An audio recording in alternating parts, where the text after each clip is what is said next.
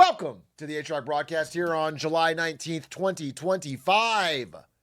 July 19th. Woo! Woo! You guys, can you believe it's been 7 months of this year and nothing's happened yet? We all thought this would be an impactful year where a lot of things happened, but so far, nothing. Zero news, zero. It's crazy. It's like completely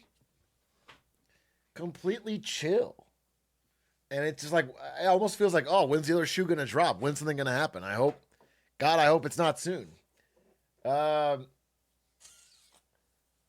at all this year. Definitely not one for the books. That's what I'm saying, dude. Nothing happened. I thought 2025 was going to be impactful. It's funny because this year has actually been quite eventful.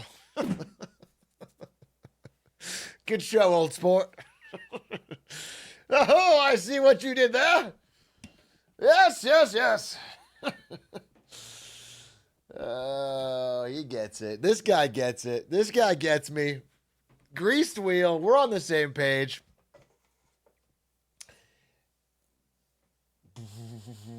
Are you sure GSS is a good idea? You're only one wrinkle away from death. What does that mean? Why would getting smarter have anything to do with? Good morning from the Philippines. I had 2 bottles of soju, 2 bottles of tequila, and texted 2 of my exes. Well, they say good things come in threes, so triple down. 1 more bottle of soju, 1 more bottle of tequila, and really dig back there to find an ex, you know? 3rd time is the charm. It's wild how many MAGA people I see suddenly really concerned with the Fed building renovation budget. That's what I told you, dude. That's what I said. It's just the new talking point to suddenly try to get rid of Jerome Powell. They're using marble instead of glass? This is a fucking outrage. We're trying to save money in this country. I didn't know Jerome Powell needed a goddamn palace. I didn't know he wanted to be entombed like a pharaoh in the Fed building. I'm fucking mad about it. I'm mad. Let me turn on the air. Hey, you know what's cool? Is that Ari's at a concert tonight, so I can turn this place into a fucking winter wonderland. I am going to crank the air so low, you're going to see these nips come out.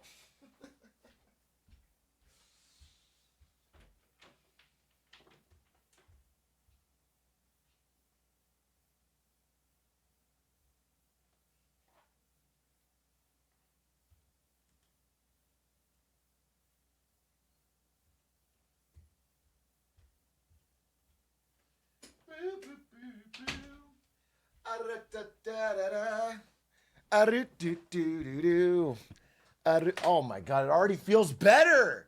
I can feel the air on me. Nice, thank God. My friend is asking me questions about econ and politics, and I don't know if I should recommend this Twitch channel because I want to gatekeep. Fuck off. Fuck off with that. I need word of mouth. Wait, are you fucking kidding me? It's crazy because you're not the only person to tell me that. People have told me they legitimately don't tell their friends so they can steal the talking points. Because I'm not well known enough, they can get away with it. That shit is fucking crazy. Just fucking word of mouth. Do me a goddamn solid, dude. +1 viewer, please. How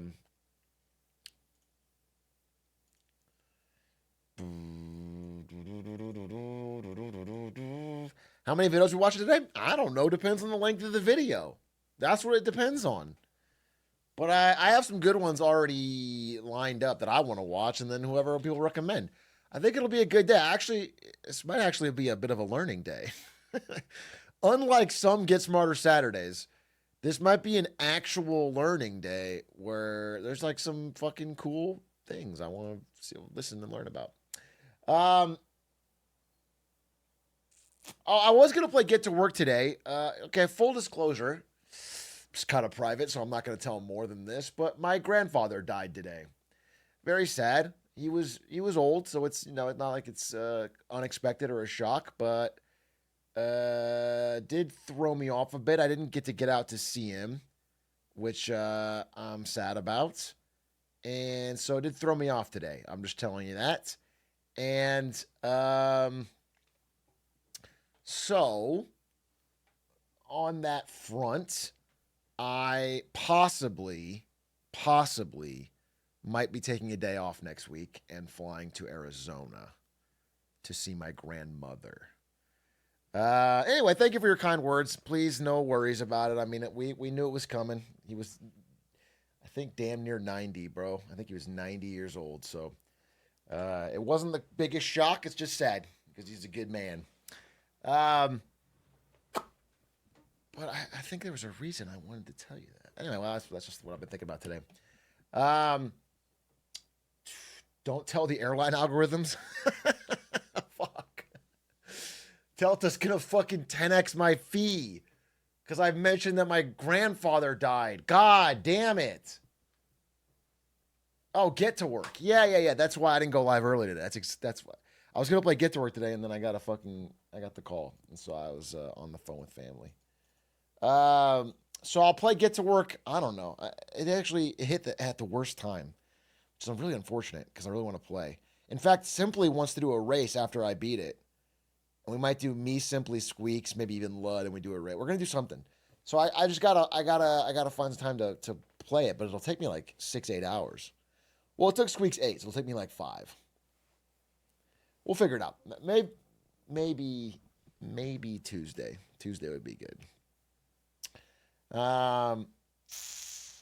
Maybe Tuesday. Tuesday, just go live fucking early. 8-hour slam bam. Thank you, ma'am. Take your time. We're all ready for Atrioc August. Yeah, I'm stoked for Atrioc August, baby. Atrioc August. But I think Atrioc August might start even sooner than I thought. It might start in July.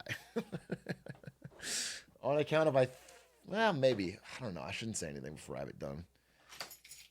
But I did get a bunch of slides since. I might actually have a fucking marketing Monday for Monday. I can't. I wish I bet the CEO of Astronomy would resign. There was great odds. Oh, you mean Astromir? You thought he would resign? Oh, like Polymarket? That's crazy. There was a Polymarket bet on whether he would resign.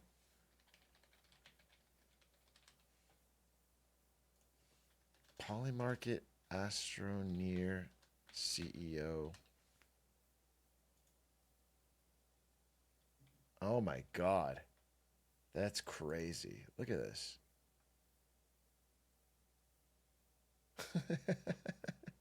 You could have got some good money. You could have doubled your fucking money. Can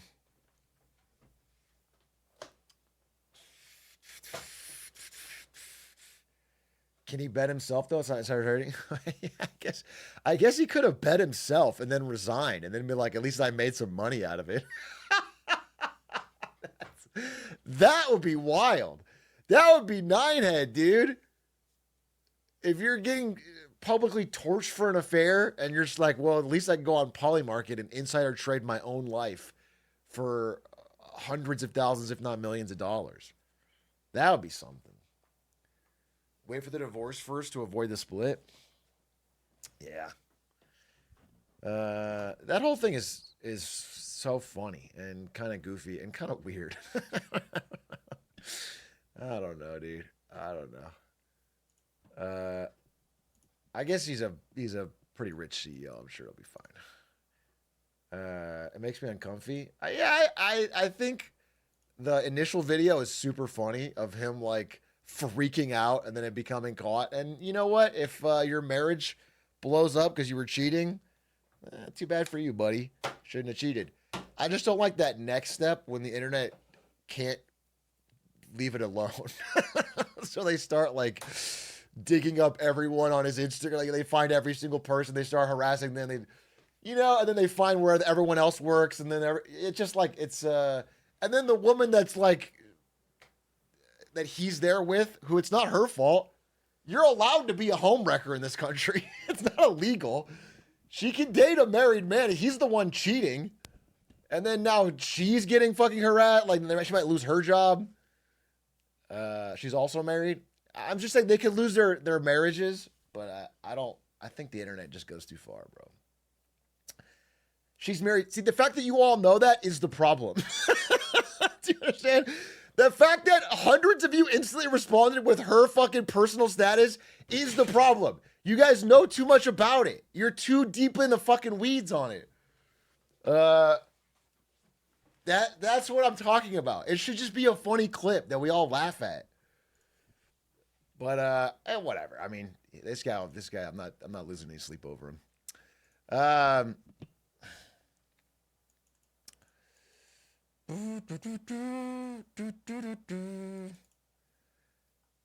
Yeah, the spouse and the kids. Yeah, I mean the kids too. You know, the kids get harassed at school.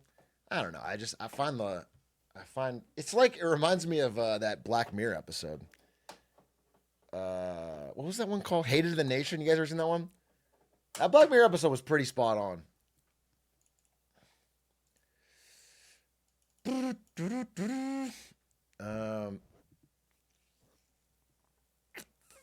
Pedro Pascal is going to play the lead singer from Coldplay in the Netflix miniseries about it. You're joking, but probably.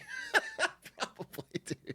It's going to be like the Tiger King thing. It'll just be everywhere and then gone. There's going to be the one with the pig and the PM. No, it's the one where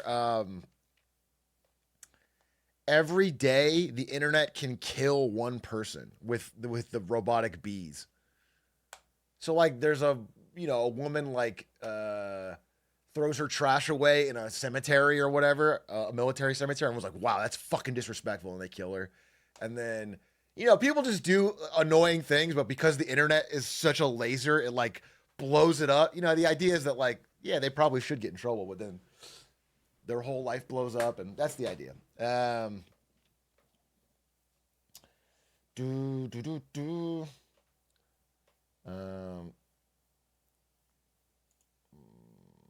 We need Ellen DeGeneres as an alpha predator to suck all the virality out of a meme and have a natural life cycle. I see what you're saying. Yeah, that's a really good point. Back in the day, Ellen would come on, and when she talks about a meme, it's truly dead. That's a good point. She could just be the end gate. Duolingo and Mr. Beast do that now? I guess. I just don't think Mr. Beast will cover very much.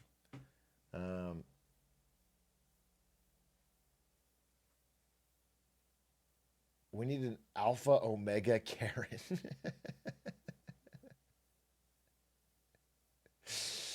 Mr. Beast is the meme killer? Why do people say that? Mr. Beast doesn't even talk about memes.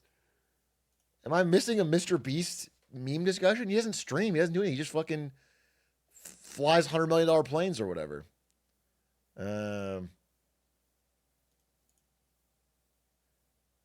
Let's see. Mr. Beast Twitter. Mr. Beast Twitter. I bought 2 VIP Coldplay tickets, and one random person that tags their boss and the replies will win them. Oh, yeah, he did kill it. He did kill it. He killed it. Wow. Wow, that face. What is the fucking face he's making there? That's wild. Epic troll.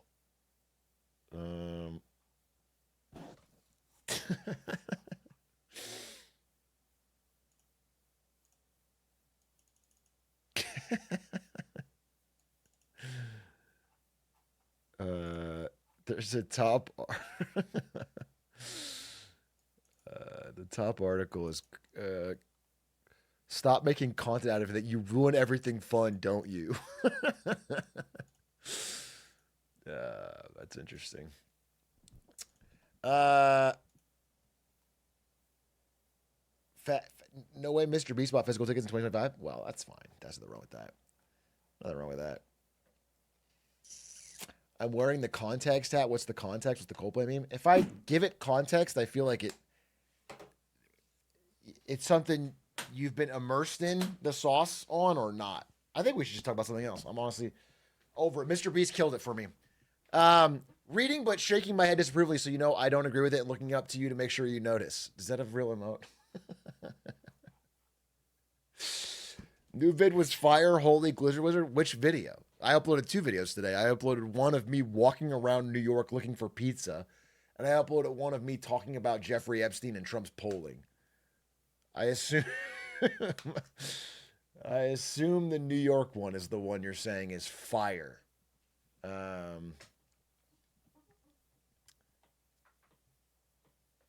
New York one was fire. Mason carried that stream. He was good. I was good to meet Mason. Your breakdown on the stable games was S tier. Needs to be uploaded. I think it will be. I think it will be. Listen, if I ever use Paint and talk about anything, Adish will snap that shit up. I can use Paint right now. Let's just fucking test it out. Let's see if I can make something in Paint that Adish won't snap up. This is a circle. Okay. But do you know how you turn a circle into a smaller circle? You draw it smaller. That's the trick. But then you can make a medium-sized circle by doing it like this. Okay? And that's how you get a circle life cycle. Are we following this? Question mark? Holy shit. Holy fucking shit. All right. Now at least if I run out of clips, Adish has got a free backup one. Now Adish has got a free backup one.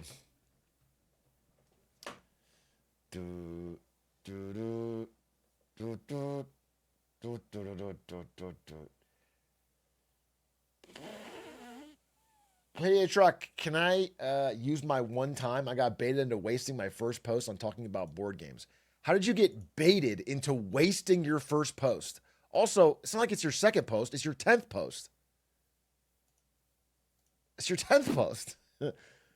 Well, what is you got baited into wasting it. No one made it. You type it. I'm looking at your first chat message, and it was just about board games, like you said. And they're all good board games. You mentioned board games. That's not me baiting you. I'm just streaming here, talking about things. If I'm talking about board games and you show up and talk about board games, I didn't trick you into talking about board games. I didn't bait you into doing it. It's not some scheme of mine. I'm just talking about things that I'm interested in. I'm baited by the master. Hey, I'm streaming here. New York changed you? Yeah, I can see why Squeak's such a crappy guy, dude. Just one day in New York and you become like really abrasive. You become really rough around the edges. I can totally see why like that's Squeaks' MO, dude. It makes you edgy. It's the Sharia law. It is. No, it really is though. It's the Sharia law. Like I think if I went there 6 months ago, it'd be fine. But after Mamdani's Sharia law, it's like I feel constrained. I feel cracked down. Plus, you have to keep waiting in fucking bread lines to get any food there. And he's not even married yet. I can't imagine how bad it's going to be. Please listen to this masterpiece. What's this? Bro, we have listened to it on this stream. Like 10 times. Then I also put it in the Big A clip. Please fucking stop. The one must suck with all the Hamas meet and greets everywhere. Dude, meet and greet is very funny. Hamas meet and greet is a very funny idea. How come there wasn't a lemonade stand panel at Open Sauce today? I actually was invited to possibly do a panel at Open Sauce, but because that would mean I would fly directly from New York to Open Sauce, I decided to not accept. Because then I wouldn't stream. I would have not streamed for a long time. You don't stream anyway! Dude, Yes, roasted. Yes, fucking got him. Holy fuck. Holy fuck. Who said that? I just heard it and someone was like, they got me dead to rights, dude. They fucking roasted me and toasted me. Um,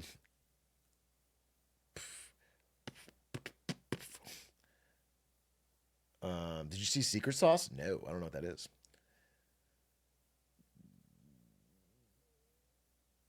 A lemonade stand segment at Open Sauce where Atrioc and Aiden sit in the corner quietly and say literally nothing would be very funny. I'd be down. I do want to go probably next year just because I heard it's really cool. Like I heard just looking at all the exhibits is like a fun thing to do. I could have IRL streamed it, bro. It'd be fun as shit. I'm on the lookout for IRL stream things now because New York was so fun. I'm looking. I want to do an IRL stream somewhere cool. China's the dream, but I got to figure out when. Hearing what Big A fans pay in NYC rent was wild. Fuck. Well, I will say this.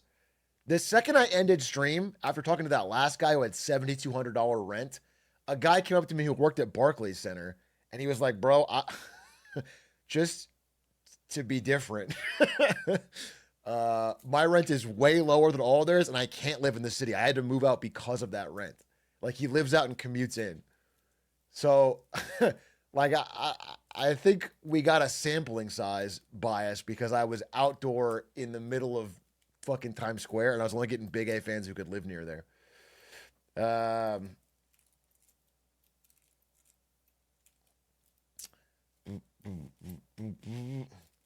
Did you see the poly market on the Democratic presidential nominee? A little early for this, but let's take a gander. Let's take a squeak at this. Right now, the leader by 4% is Prage Biden. Dude, can we all just Prage one more shot for Joe Biden? I just feel like it's so fucked up that he doesn't get one more shot. It's like come on, bro. He's young. He's scrappy. He'll do better. It's his turn.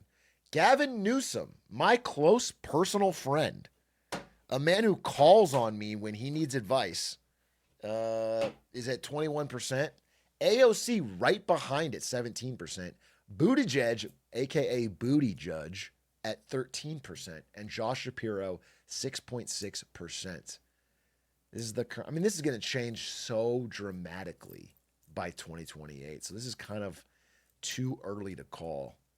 In fact, if there was like you could bet the field, I would probably take it. I would make a long shot bet it's nobody on this list. But Newsom AOC does seem like the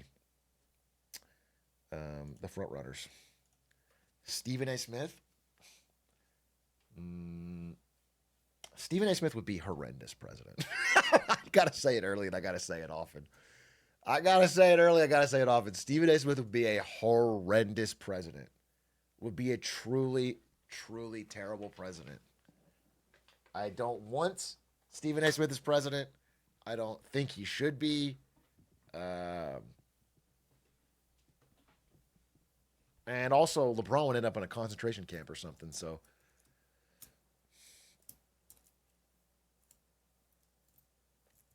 he's funny like Trump, so good enough. America's #1 bar. So I don't really care about your fucking politics. You just better be funny up there. You better make me laugh. You better have some goofy shit to say.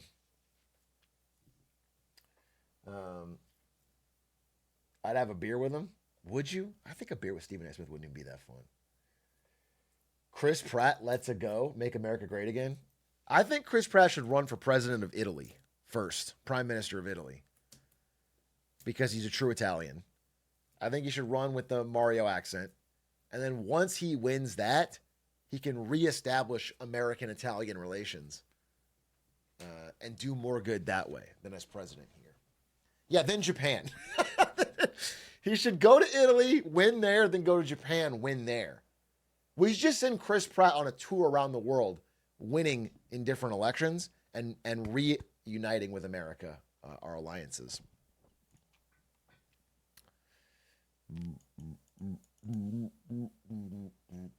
Call me Big A the way I'm single-handedly stopping the Epstein files from being released. What? Why would you call yourself Big A for that? Are you implying that I am single-handedly stopping the Epstein files from being released? As in everybody, the Democrats, the Republicans, Trump, MAGA, they all actually want it released, and I'm the one stopping it? Okay, it's true, but only because Obama told me to. It's Obama gave me the list and said, "Do not let this get out." And I was like, "This is your handwriting." And he's like, "Don't tell." Shh. And he winked at me. So I don't know. I don't know what to do, bro. He was a former president. I mean, he was pretty impactful when I was growing up. I guess I should decide whether or not to listen. Um, do do do. What does it actually mean if China were to hypothetically overtake the U.S. economically? Everyone always talks about like an awful type of thing, but like why? Uh, this is a fine question. You know, a country having a larger GDP than us is not a big deal. And in fact, by some measures of GDP, China's already passed us. So I can see your point there. I made a big A clip called "The Second China Shock" that's worth checking out. The real idea is that there are a few key industries that are really, really important for America's high-end jobs and wealth, and that if they didn't exist, or if that China surpassed us in them and took all those jobs, it would be devastating for the America's economy. Um, just many, many like high-tech areas, um, aircraft, uh, semiconductors, things like that. Um, you could even say the auto industry, although we're already in kind of free fall there. But other countries, like Germany's done with this too. The auto industry is a key part of their economy, and if China implodes Germany's auto industry, it could destroy. It could cause this huge unemployment, social unrest. That's the kind of problem. So yeah, it's not really about being number one GDP. It's mostly about like a fierce competitor causing wealth to go that direction and not this direction, not to your towns and cities and people and somewhere else. Um,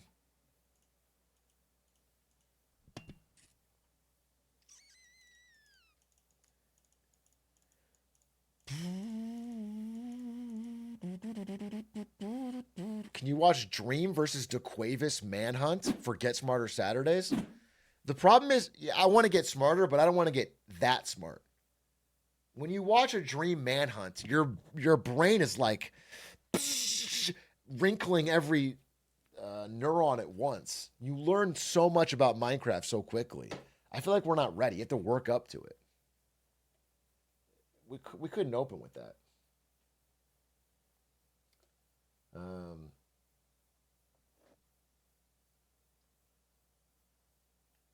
hey, thanks Merciless Brown for the Prime. Thank you Wokeism for the 8 months. Thank you Beastie Toast for the 3 months.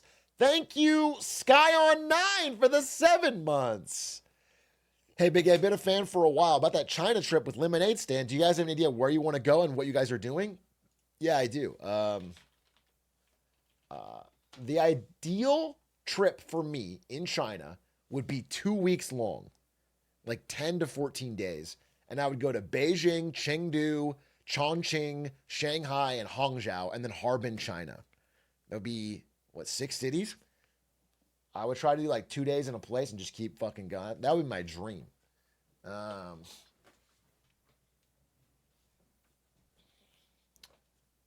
that would be my fucking dream. That would feel like I really got a good picture. And I would take trains to go between them. And I mean, maybe I'll go a little bit longer, but that's my. I don't think I can handle too much longer because I'd have to find a way to actually stream. Um, and if I can IRL stream the different cities, that'd be fucking awesome. Just go to different cities and IRL stream. That'd be sick. Nice shorts to plowshare shirt, you nerd. It's not very nice. Thank you. It is a nice shirt, though. My wife got it for me. Why Harbin? I mean, I've always wanted to go to Harbin ever since I saw their ice festival. Harbin Ice Festival. Check this out.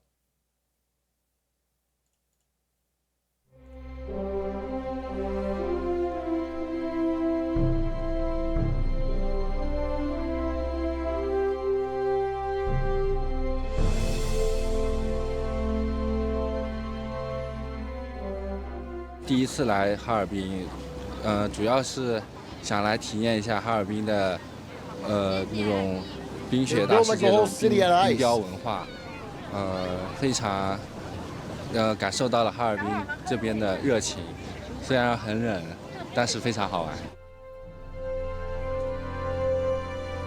That's just Canada.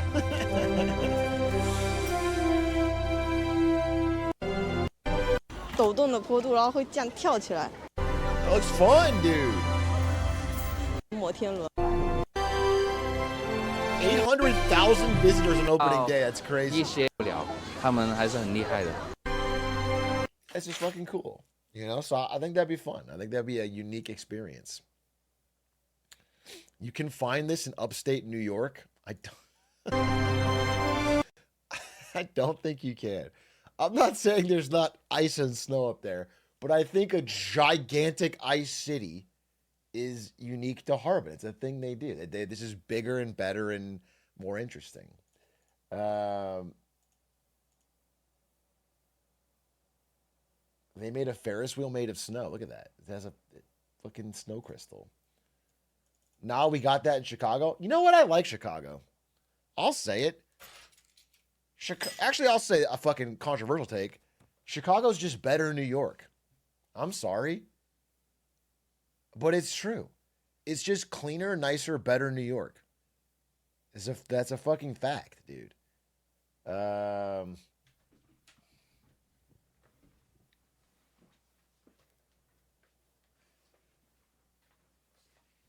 Except for Malort. Yeah, it's the worst part. But I've been saying that. Yeah, I don't know. I guess there's more opportunities in New York if you're looking for a job or whatever. But it's not like Chicago's cooked on that. And the pizza's better. Haters can suck eggs. All right, I take it back. Actually, I'm back on New York side. Chicago pizza sucks ass. I'm pissing off both sides today. Chicago pizza sucks ass, and New York pizza's way better. Way better. Deep dish is not the GOAT. Deep dish is fucking lasagna. Deep dish pizza is fucking lasagna. That's not pizza. It's a fucking soup. It's not good.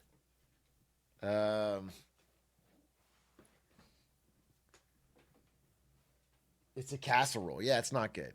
So I'll say that Chicago, you know what? Chicago's the better city and New York has the better pizza. So if they could somehow merge their powers, if you could just take all the pizza vendors from New York and ship them to Chicago, you could literally save, a new Chicago work.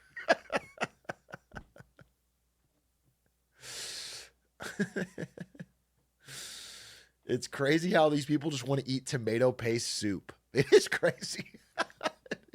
Well said. There's people out there that could have had tasty pizza and said, nah, I prefer a big old bowl of tomato paste. Give me as much as you can.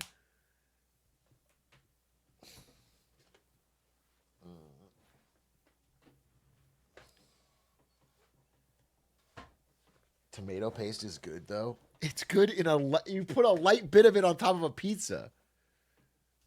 A bread bowl of tomato paste. Yeah, it's like the most, like, the bread and the tomato paste on pizza are the vehicle. You know, the stuff that gets your mouth delighted is the toppings and so when you make it 99% bread and tomato paste, you've just fucked the ratio. You fucked the ratio. You fucked it horrendously.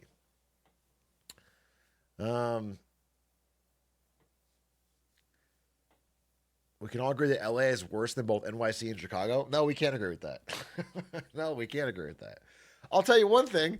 I was in New York very recently. Interviewed Lena Khan, no big deal. I don't know if I mentioned that once or twice. And fucking muggy as shit. So sweaty. You're just walking down the street and you're sweating. It's hot and it's humid and yuck. And then I go back to LA. 72, sunny, crisp. It's sunny, but you're not sweating. It's the perfect weather. It's the perfect weather all the time. Summer, perfect weather. Winter, perfect weather. 72 sunny, year round. Okay? You can't fucking overstate how hype it is. We pump the sewer air into the street in New York. Why are you saying this all caps like it is a defense? I'm saying it's too muggy and hot, and you're going, we pump the sewer air into the street.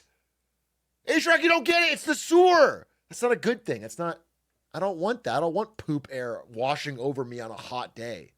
It's not good for the skin. The only thing LA has is the weather. The city sucks. Listen, first of all, weather's a big part of the battle. Okay? The only thing this robber has on me is a gun. That's not going to stop. Let me take my stuff. All right, well, maybe he is, okay? There's a little bit of smog. But it's almost like smog is like it's the salt in the dish, just a little bit, a little dash. It brightens up it brings out the flavor, dude. You can't spell mog without smog. And LA is mogging other cities, dude.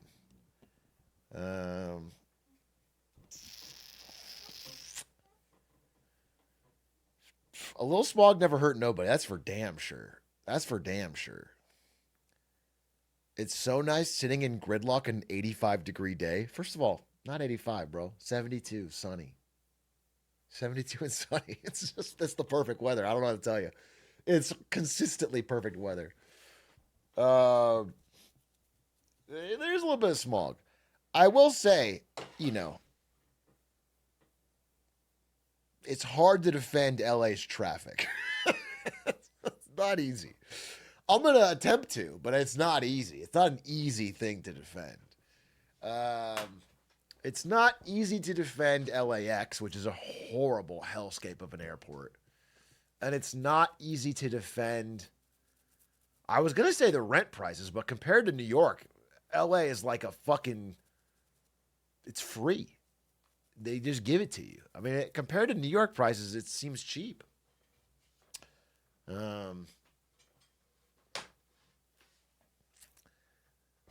Hopped off the plane at LAX.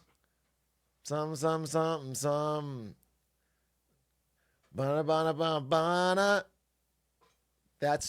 Think about that. That's my first defense. That's my first defense. Okay? Your Honor, Miley Cyrus. Compared to Australia, they pay you to live there? Yeah, I mean, it's not like it's the worst in the world. LA's pretty bad. LA's pretty bad on rent.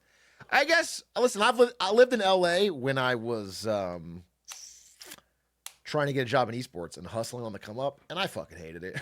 I hated it. I was like, I'll never live in this goddamn city. So it might be a money thing. It might have something to do with the income to determine the outcome, if you know what I'm saying. But I like it. But actually, here's one thing I'll say. I don't even know if it's about necessarily the income. Here's what I'll say about LA for real. The thing that has made LA way better for me is not money so much as it is having a non-standard time job. Let me explain what I mean. If you are in LA and you can go somewhere during non-rush hour hours and it's normal, suddenly the city has so much shit that's pretty cool. But if you have to drive between, like 9 to 5, if you drive at gridlock hours, you can't do anything. And I can just avoid that nonstop. Like, I don't care how much they paid me. If I had to do rush hour traffic every day, I'd probably fucking blow my shit off smooth. So, do you have like a daily commute? Yeah, yeah, definitely. Usually I'll hop in the old Honda Fit.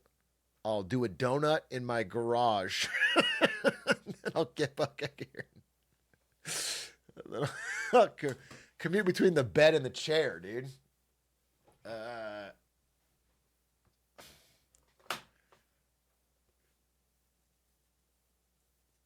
I live in LA and I drive to SD twice a week for work, San Diego. It's 7 hours total each day. Yeah, that's actually unsustainable, Madman Chris. I assume you're hustling for something and you know you're doing what you got to do, but that's unsustainable. You will get so depressed. I think mathematically, I think I mentioned this a couple times, but like commute is the number one predictor of job unhappiness. Did you guys know that? Number one, more than like having a shitty boss. Having a commute every minute, it's over 30 minutes. Your job satisfaction drops 1%. So, like, you just can't have a 7 hour commute and consistently be happy. Um,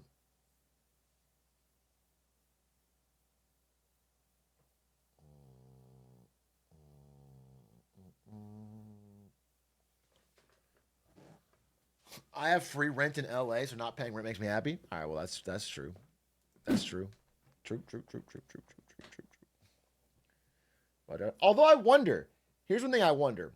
So that study was about a commute, but I think it implied a driving commute, like stuck in traffic or driving, because I think a long commute on a train where you can sleep or read or be on your phone is way different. I think it's way different. I think I could do an hour commute on a train and feel way less upset about it. Even a bus could be okay. Depends on how cramped and smelly and crowded the bus is.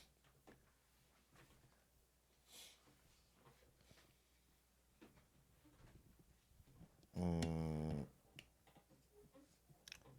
Train commutes, listening to music is nice. Yeah, dude. Yeah, dude. Honestly, it is kind of nice to have a period of your day where there's stuff you can't do so that your mind can calm down and just do something calm like listening to music or reading a book. I actually think that's good for you.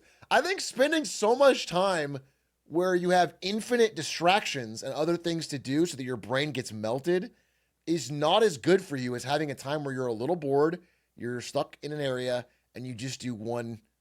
Um,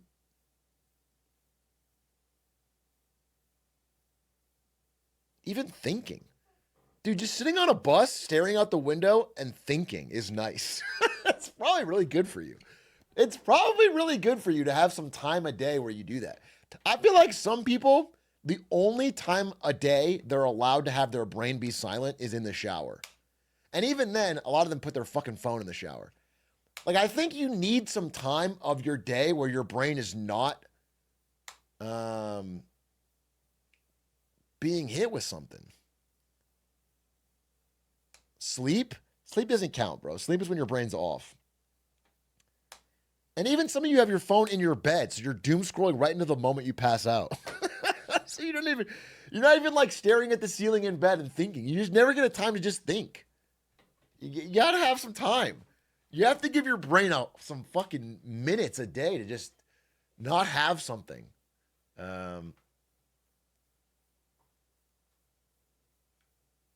I fell asleep yesterday with a meta quest on my head. That's well, that's good. That's the future we want. Everyone straps on a VR headset so their brain is fully stimulated until the moment they pass out.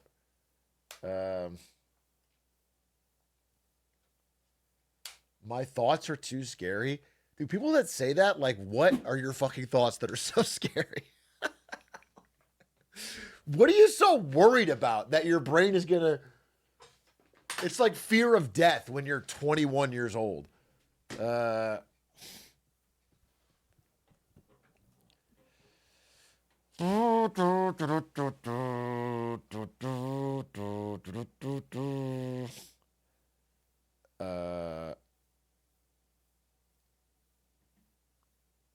you see all the wait? Every moment I fucked up. That's so cosmically sad because it's the idea is like to avoid thinking about your fuck ups, you are kind of like cosmically fucking up by constantly keeping your brain in a distraction soup. It just compounds the problem, dude. It's a flywheel.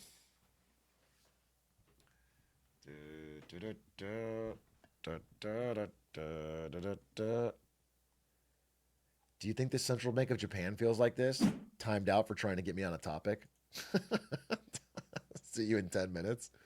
Next time, play along with the fucking theme of the chat.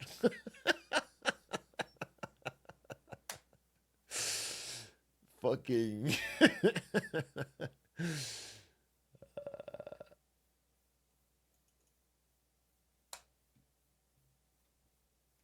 Eventually, you grow immunity thanks to it. I don't think this is true. I don't think this is true.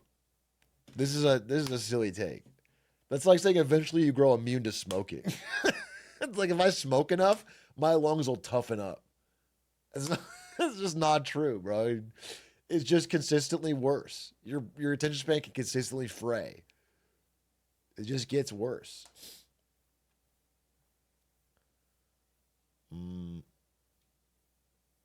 I think my grandpa became immune to smoking. I don't think so. I don't think so. Hey, Sloppy Burrito, thank you for the 8 months. Appreciate that.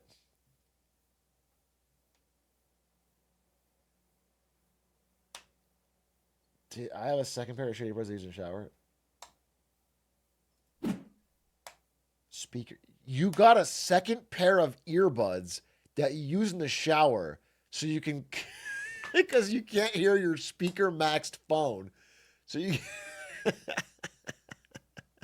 Dude, a moment of silence will do you good, I promise you. I promise you. Just a moment of silence. Just find 5 minutes a day where there's just nothing. Where you're just stuck with your own thoughts.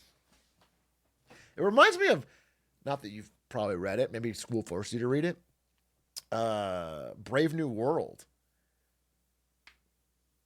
Aldous Huxley.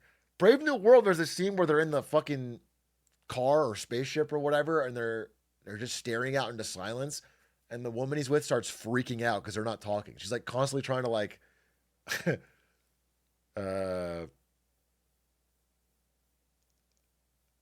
I remember that. I love Captain America. No, not Captain America, Brave New World. Nah, they were stonewalling her ass.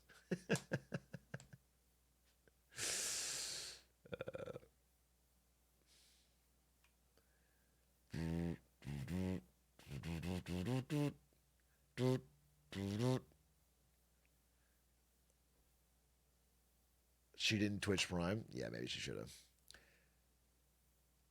Why did all those classic dystopian novels have such hammy sex scenes? I don't remember the sex scene from Brave New World. I don't know if I'd describe it as hammy.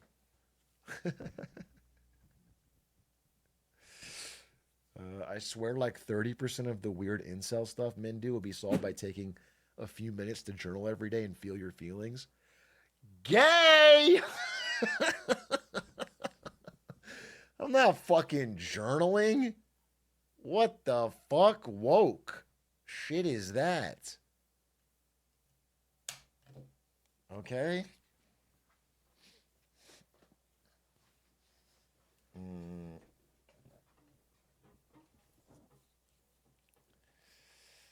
Dude, I'm not asking for journaling. Journaling is an insane ask. I'm asking for you to have a moment of your day where you're not having your brain stimulated. That's basically it. It's good for you, by the way, because it helps reset your fucking dopamine receptors so they're not fried. You know, the idea that you need to have like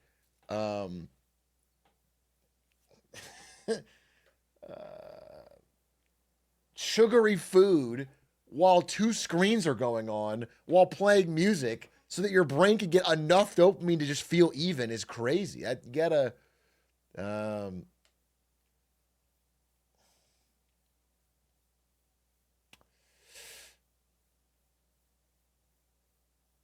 My job is so easy and I pretty much do nothing all day, so I just Xbox stream to my iPad all day. Well, that sounds fine. Scamming your workplace by playing Xbox on your iPad sounds fire. I got nothing. I'm not saying don't fucking use a screen. I'm just saying, like, if you can't be in bed without your phone and you can't be in the shower without your phone, then when are you getting your silent moment? When are you getting one moment to think, like, hey, what's going on? Because the reason I say this is because, you know,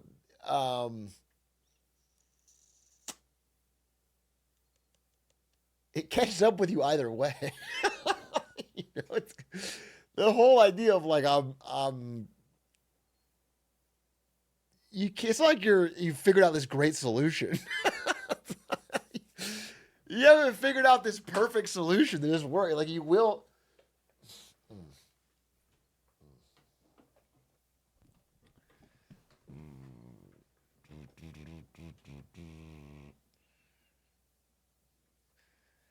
IDK man, Northline was alone with his notes app for a week and he wrote furry who was offended by the term mocktail. That's just funny. What do you mean? That's perfect. That's a perfect example of being alone with your notes app for a week and writing fire.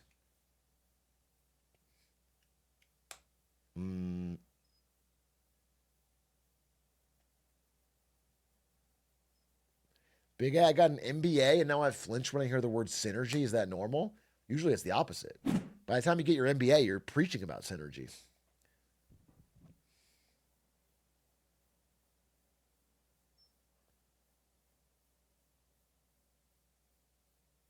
Ted Kaczynski was alone with his thoughts. Look how that turned out. Checkmate. Fuck. Fuck, he's good. Fuck, he's good. Guy who has to listen to his phone in the shower or he'll turn into the Unabomber.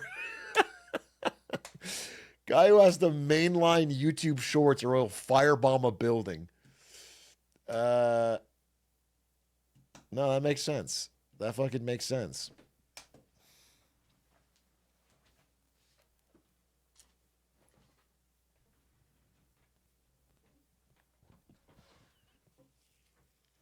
There are dozens of us. Mr. Beast shorts keeps the demon inside. Yeah, I do think Mr. Beast is stopping a lot of domestic terrorism by keeping everybody distracted, wondering about the $10 versus $100 million hotels or whatever. If TikTok was around, the Unabomber never would have done it. That is funny to think about. I guess it's possible.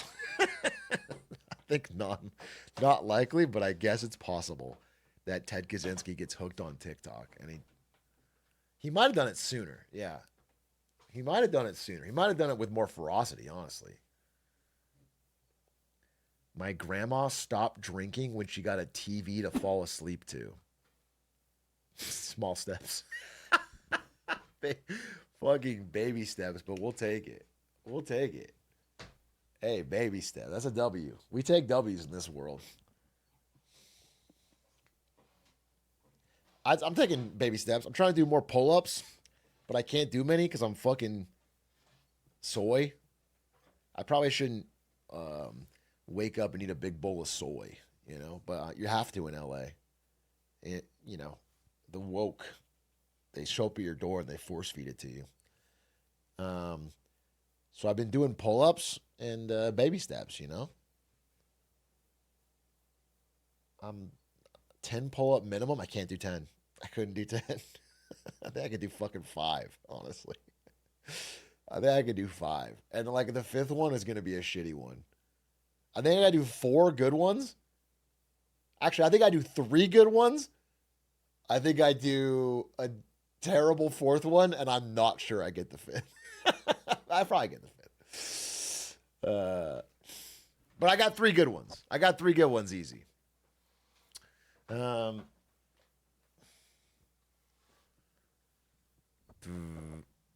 Get back into bouldering? Nah, I'm doing the Doug thing right now, which is just pull-ups and push-ups every goddamn day. I got a pull-up bar.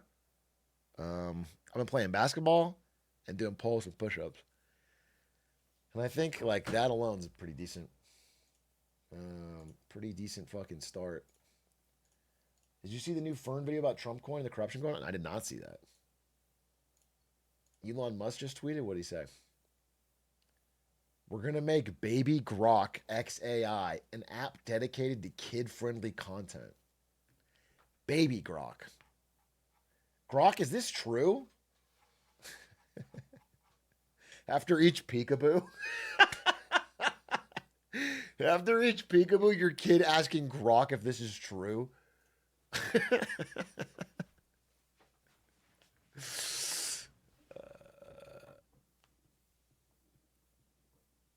Grok for kids. That's good. That's fucking awesome. We're in a fucking cool world. When I was a kid and I was dreaming about the future, I was always hoping there would be Baby Grok.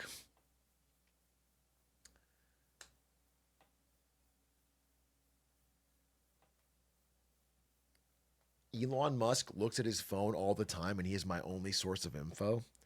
It is true that Elon Musk is the world's richest man and he is constantly on his phone and constantly using ketamine. So maybe you should be dopamine maxing at all times. You should be doing whatever you can to stimulate your brain.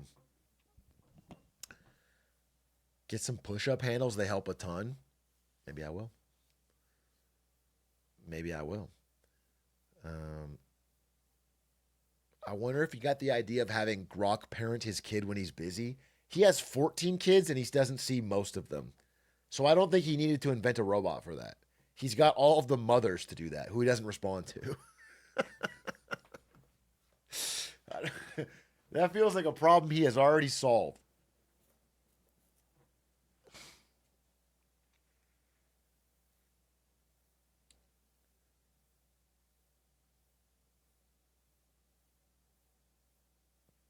I would like an official place to put merch pics. Can we make a Discord channel?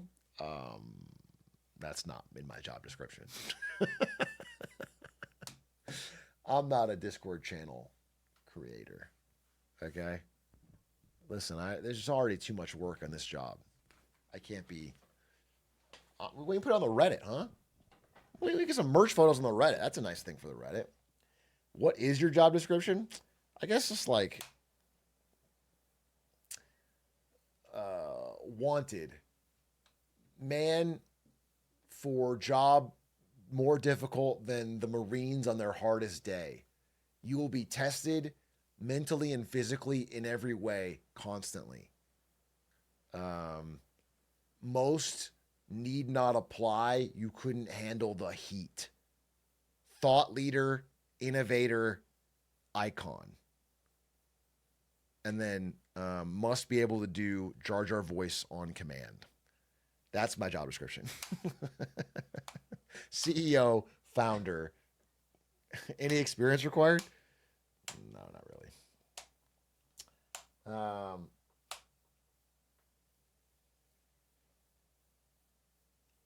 What would you put on your LinkedIn for this period of your life if you wanted to go back to corporate? I would put, I founded a company. Atrioc Inc., you know, and then I would list the fucking revenue numbers. Online media company. And then I'll say we launched a game and we went out. I'll just do that.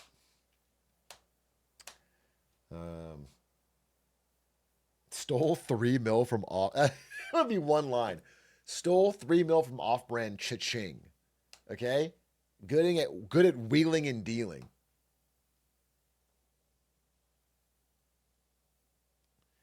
How come none of these super billionaires ever just decide to check out, sell their stock, and just say, yeah, I guess anything more than 10 billion is just gravy? It's a great question. It's a great question. They just don't seem to have the psychological profile of someone who wants to check out and be on a beach.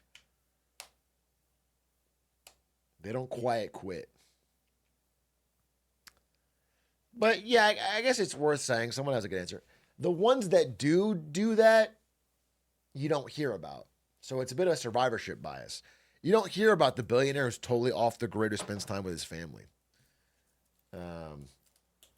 Jeff Bezos is kind of doing that. You could say that. Jeff Bezos definitely did a hard pivot to like, I'm not working at Amazon anymore. I'm going to hang out with Lizzo and buy a super yacht and do whatever the fuck I want. But he's still doing Blue Origin and things like that. Um,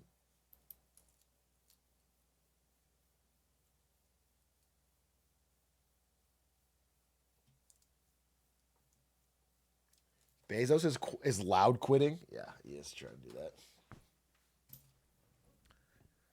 Bezos is loud quitting. Mark Cuban kind of does whatever he wants now. I mean, Mark Cuban might run for president, so he's not really quiet quitting. We'll see what he does. I believe in skeletons. Thank you for the 43 months. Bezos, my GOAT billionaire, best laugh. Can we get one Jeff Bezos laugh for the fans? You want to be a chef. Maybe you want to be a dancer. I don't know what you want to do. I'm not sure my boss is going to like that. Last two. But you do need to follow your passions. Right. I would love for it to be after I'm dead. 40 minutes with you, it's already clicking down. We're going to use every one, so no droning on. Damn, he really does look like grown-up Lex Luthor from Smallville. He's like a real life, like he actually is. Like now that we've seen the. I see what you did. No, that's coming up too, but that was actually not supposed to be a bad pun. And then disclosure, you are an investor in Business Insider, Yes, which is wonderful. a happy investor. Thank you. It is great. Best midnight snack while you're brainstorming? I'm asleep at midnight. That's important, isn't it? That's really good. A guy like you actually gets to sleep. That's good. Asleep. How to make it make financial sense. You know, what's not to love? You order the groceries online. He does look like he's like a Hollywood actor wearing a Jeff Bezos suit.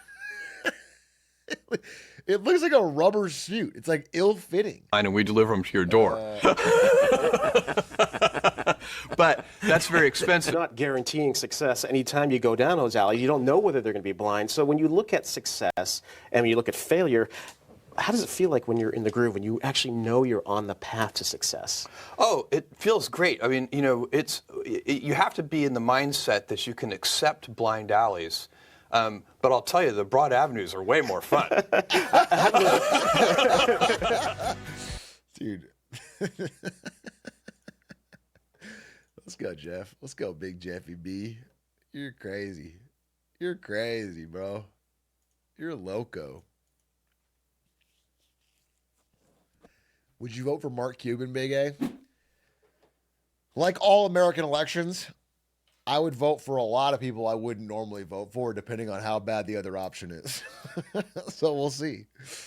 We'll see, bro. We'll see. We'll see who my fucking options are. No matter how bottom of the barrel I think I get, we can go deeper. I'll vote for some pretty heinous people if the other one's worse.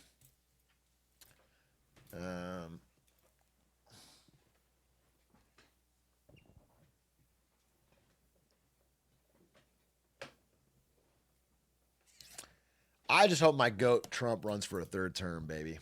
God willing. He's got my vote for sure on lock.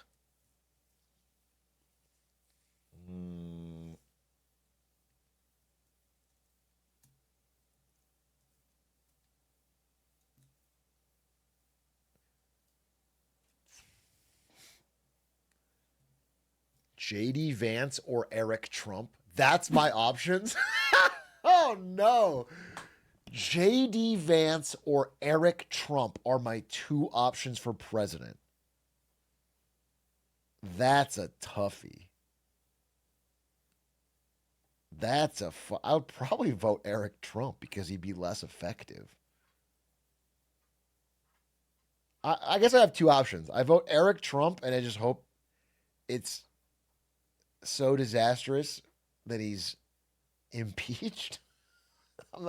I'm playing pretty long bad odds here either way. Or I vote Vance and I hope that he was like secretly I don't know, it was deep cover the whole time.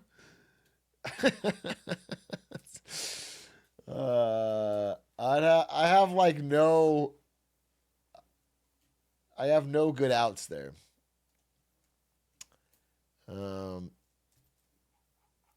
I saw a thing about Vance that stuck with me. Where was it?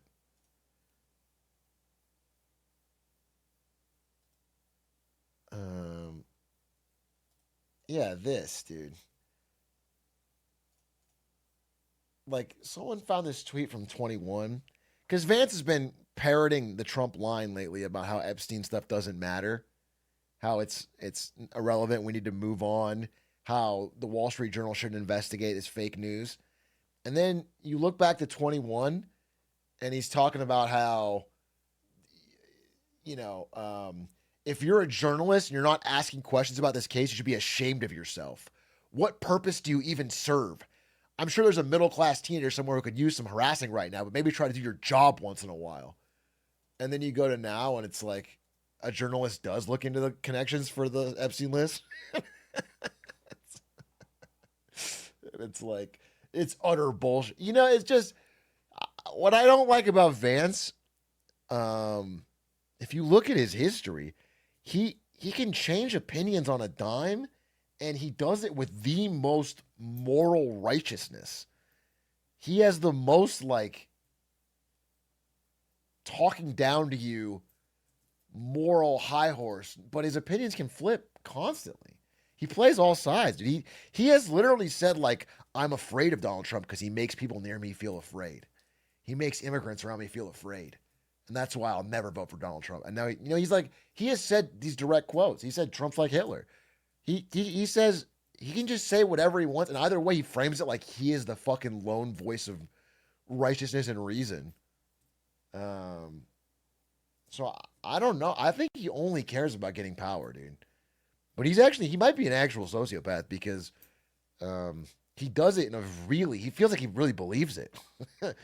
You know, some people just clock in when they lie as politicians, but he really fucking commits to the bit. He can say the opposite of what he said 2 weeks ago and make me think like, damn, that's his most die-hard position. So he's got something.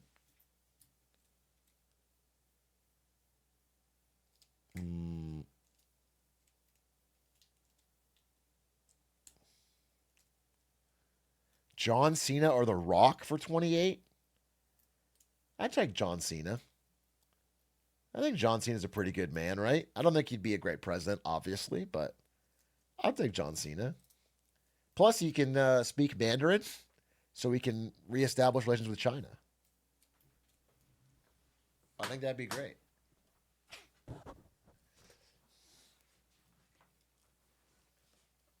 We could do a lot worse than John Cena.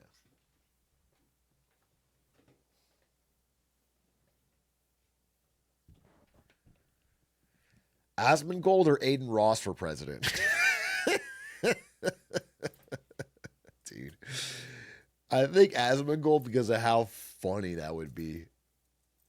Just seeing the White House get filthy. Every time they do the State of the Union, it gets dirtier. Every year there's just more shit in the background. That'd actually be fucking funny.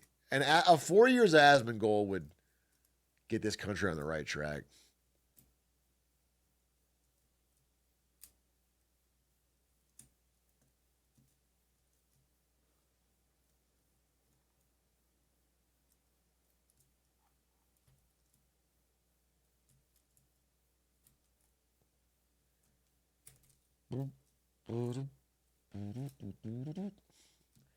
Asmongold would run the country from his room in Texas rather than fly to D.C.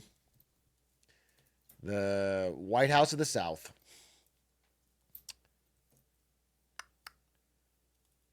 Asmongold president, Hassan vice president. We streamed that shit to 1 billion viewers. Debt solved.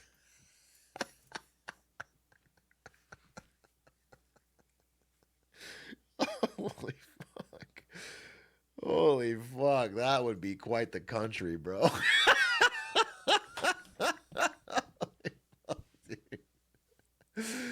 We would have quite the country. We would have some shit cooking, baby. Finally, we get some excitement in American politics.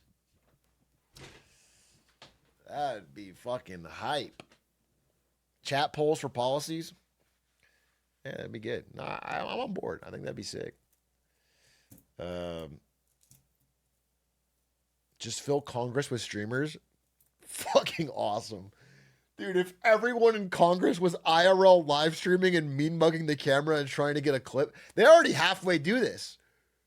Dude, everyone is gymming their own personal camera when someone says, President Asmongold says something I don't like, and I'm like,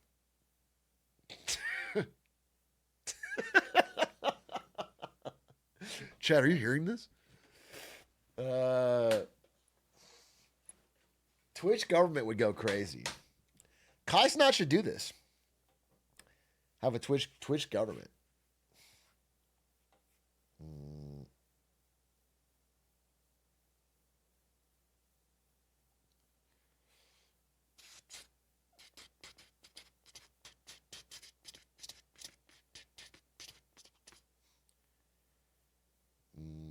Mr. Beast or Kai Cenat? For president? Dude, this is a tough game we're playing. You guys keep giving me tough choices for president. Mr. Beast or Kai Cenat for president? It's probably got to be Mr. Beast.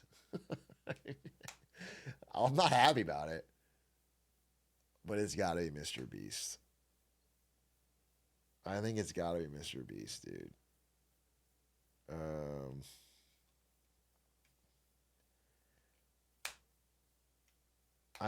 Listen, Mr. Beast is a psychopath, but he's got the he's pretty knowledgeable about the business side of what he's doing. Maybe Kai is too. I don't know Kai that well, but I think Kai's just younger, right? I think he's more of an entertainer. There's no but after he's a psychopath. Where's this fucking stupid fucking message? Yes, there is. You think being a psychopath is disqualifying from being United States president? Have you seen any election we voted in our entire fucking life? Yes, there is a but after it. And this is a hypothetical situation where it's fucking Mr. Beast and Kai Cenat. It's not even a fucking disqualifier. It's a prereq sometimes. Stupid fucking chat message.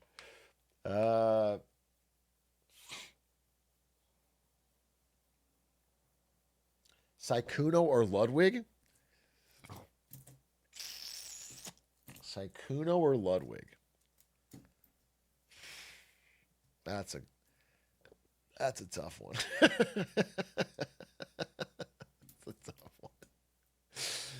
That's a tough one. I feel like if Ludwig's president, we're going to wake up in 2 years and he's be like, I got scammed. So I was talking to Putin and I don't know what happened. And now we're out 20 trillion. I lost 20. I lost the treasury. Guys, I fucked up.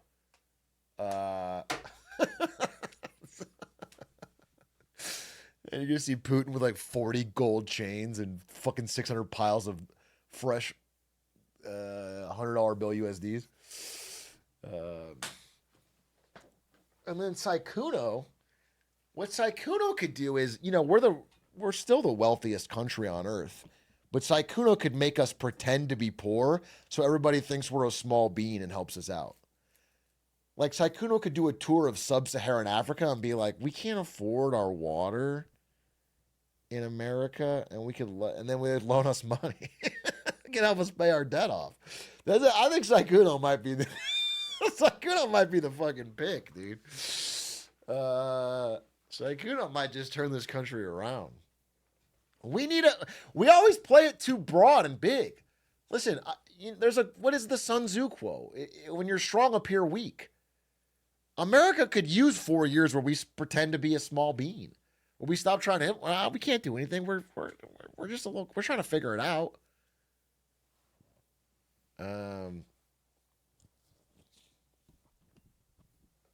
Aiden or Amen? Is that like Aiden from Lemonade Stand or Amen from the Yard? Is that like how you're splitting it? You'd think it's Lemonade Stand, but I think we have to go with the wall pisser.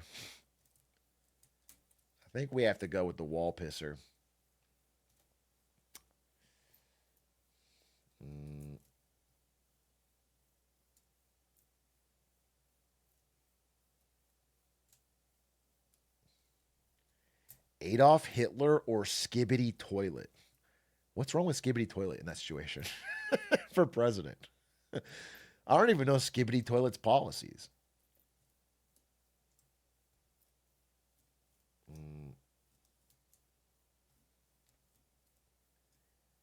Did you get to meet Squeaks and NY or not? Yeah, me and Squeaks had dinner. Me, Squeaks, and Doug had dinner. It was fun. We chopped it up. But he didn't come to Chili's, so he's dead to me. He's chopped huz, dude.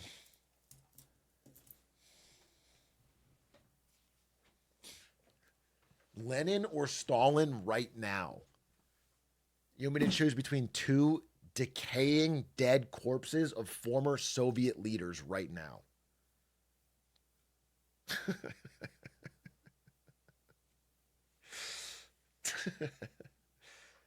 I guess Stalin's would be more fresh, right? He died later. So I'll take Stalin. We might be able to save him. We might be able to turn him around.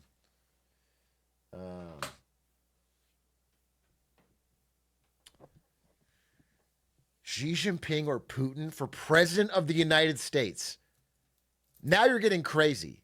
There's a world where I'm going to have to vote for Mr. Beast. I don't think I have to vote between Xi Jinping and Vladimir Putin for president of the United States.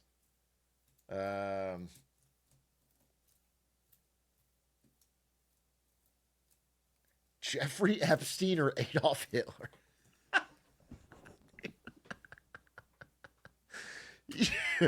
I mean, Jeffrey Epstein, we already have a pedophile president. It's not, it wouldn't change that much. We'd keep the fucking, it wouldn't be too radical. In fact, Jeffrey Epstein would be like the same policies as now, but a little fucking, a little less heavy-handed.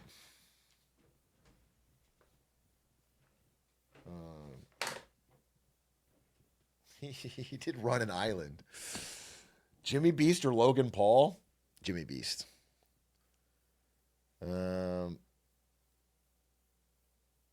Lena Khan or the Hawk Tuah girl? Fuck, that's one of the toughest ones so far. Lena Khan on the one hand, experience in government, but Hawk Tuah girl said Hawk Tuah, spit on that thing. That's you hate to see two goats fighting.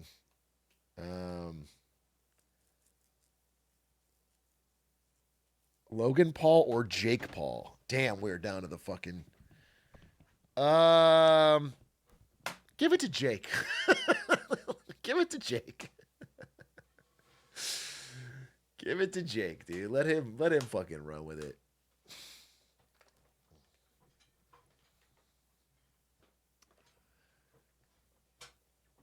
Northern Lion or Hungry Box? Northern Lion. Not even a question.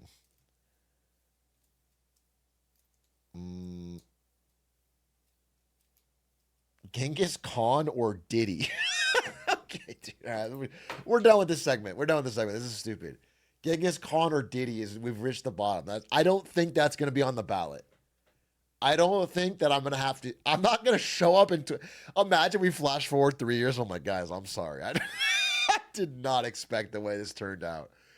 I can't believe they reinvented technology to bring people back from the dead. And they brought back Genghis Khan. He learned English and started to run for president, and he's winning. And the only person to stop him somehow is Diddy. What happened? Why is this our choices? Genghis Khan and Diddy?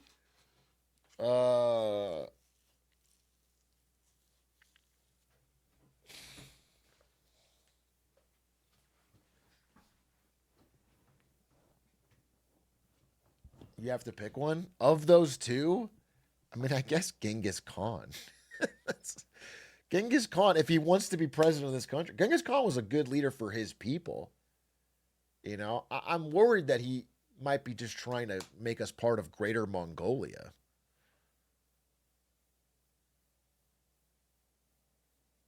I don't remember exactly what happened, but I vaguely know that Genghis Khan swept over all of Eurasia like a fucking tidal wave and probably would have conquered all of Europe, but then he died or someone else died and he had to turn around and go to a funeral.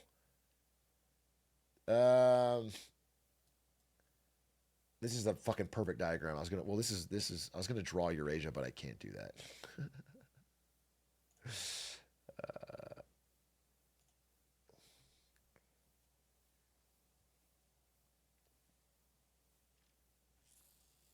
He died and had. Let me look this up. I actually want to know what happened. Why did Genghis Khan stop conquering? He died. Okay. Well, that'll do it. That'll do it.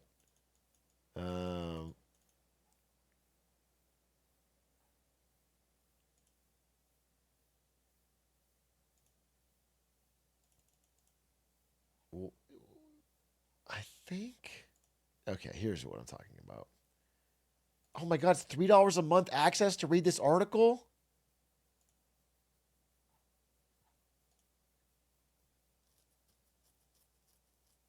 Like, where do they stop? That's my fucking question. They're invading Europe, okay? They're invading Poland. They sack Kyiv. They invade Germany. They're invading Hungary. It's all going well, and then they invade Austria. They invade Bulgaria. And then what? End of the Mongol advance. Oh, right here. That's what it was. They just stopped because they had to go to the Great Khan Ogedai's funeral. He died at the age of 56 after binge drinking during a hunting trip, which forced most of the Mongolian army to retreat back to Mongolia so the princes of the blood could be present for the election of a new Great Khan. That's crazy. Dude partied so hard on a hunting trip, he changed the course of the world. That's fucking crazy. Dude raged so hard, the entire Western world changed. We could be speaking different languages. Things could be so fucking different.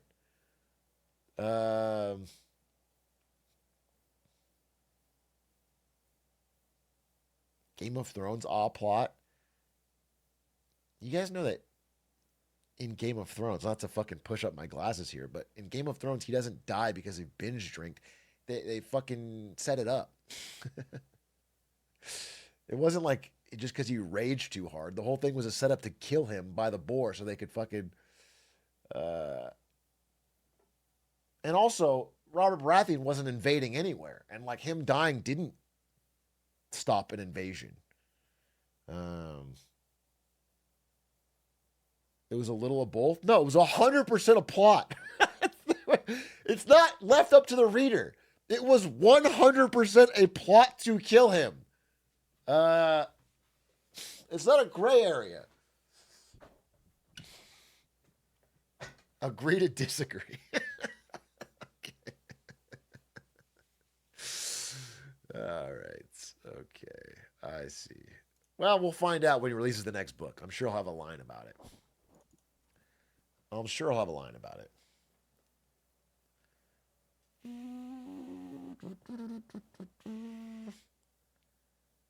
Atrioc be like the curtains were fucking blue.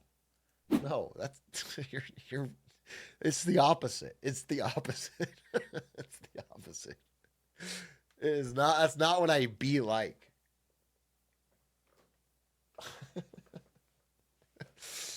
That's not what I be like, dude. Very true. He do be like that. Well, I guess I'm losing in the marketplace of ideas. It's called critical thinking, hun. Kevin, fucking kill myself. I think it's time we have to get smarter. I think it's time we get smarter. We've gotten dumber enough for one day. Sky, I'm thinking of the sub. Sensei Solo, thank you for the 6 months. It's time to get smarter Saturdays. The rules are simple. Get smarter. Where's my GSSaturday.com? The rules are simple. We're going to watch YouTube to expand our brain power. There are 3 rules. Number 1, the video cannot be too long. Number 2, the video cannot be too boring. And number 3, the key iconic rule of Get Smarter Saturdays. By the end of the video, we have to have learned something. It's that simple. Okay? And the videos are now flowing in. Genghis Khan explained in 8 minutes, 6 million views. Fuck it.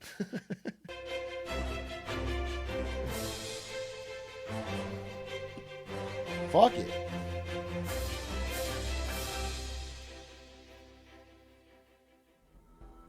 In the year 1162, between modern-day Mongolia and Siberia, a ruthless leader and great conqueror was born. The King of Kings, a brutal barbarian, and the founder of the largest connected land empire the world has ever seen. His name? Genghis Khan. Yup. Damn. Genghis, together with his... Damn, he had that shit on. The fucking earrings, the beard, bro, fresh to death. Sons and grandsons went to war on an immense scale, and in only 25 years, the Mongol army conquered more territory than the Romans had done in 400. That's crazy. By the time of his death in 1227... He outconquered Rome 400 years in 25? I actually didn't know that. I mean, I knew it was the largest empire, but I didn't know the time scale here. That's crazy. The Mongol Empire stretched... He was playing against plumbers. He was playing against plumbers. These are Wilt Chamberlain numbers, dude. He's fucking putting up 100 against fucking plumbers. From the Pacific Ocean to the Caspian Smurfing, Sea, yawn. encompassing around 10 million square... Dude, I played Age of Empires today. It was the sweetest fucking treat of my life. I played Age of Empires. I beat this guy quickly. He starts running his villagers to the corner of the map, hiding, putting up houses and shit, and then just spamming that I'm a Smurf. For like 15 minutes. I took my time. I got a snack. I stopped fighting him, and he wouldn't stop typing. Fucking Smurf. I can tell by the way you microed your fucking skirmishers. You're a fucking Smurf. You ruined the fucking game with plays like this. I looked at your fucking, you only have 200 wins? You have 120 wins? You're a fucking Smurf. It made me feel so good. miles, the empire was vast, measuring the same size as the African continent, and larger than the United States, Canada, Mexico, Central America, and the Caribbean islands combined, making Genghis Khan one of the most successful military commanders the world has ever known. Okay, aura. Born in 1162 to the name Temujin, he was...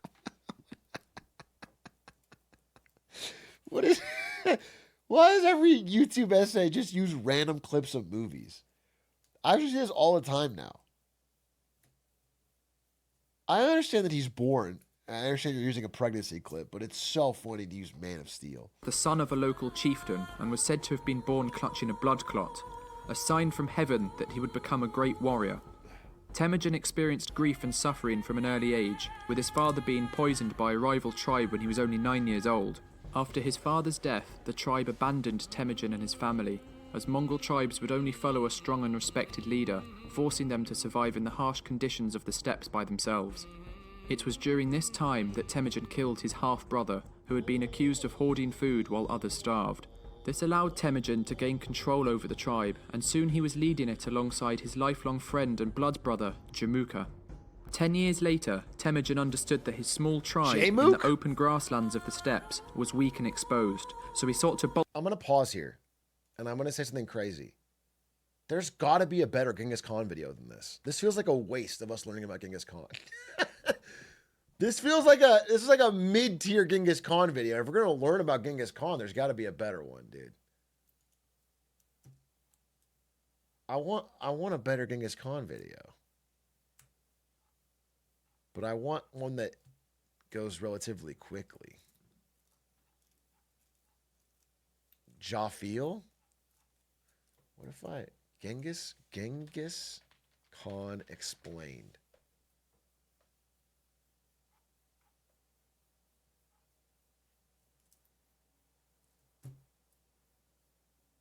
What is this? It's a TED Talk? Mansi conquered, subdued North territory as years. They appreciated.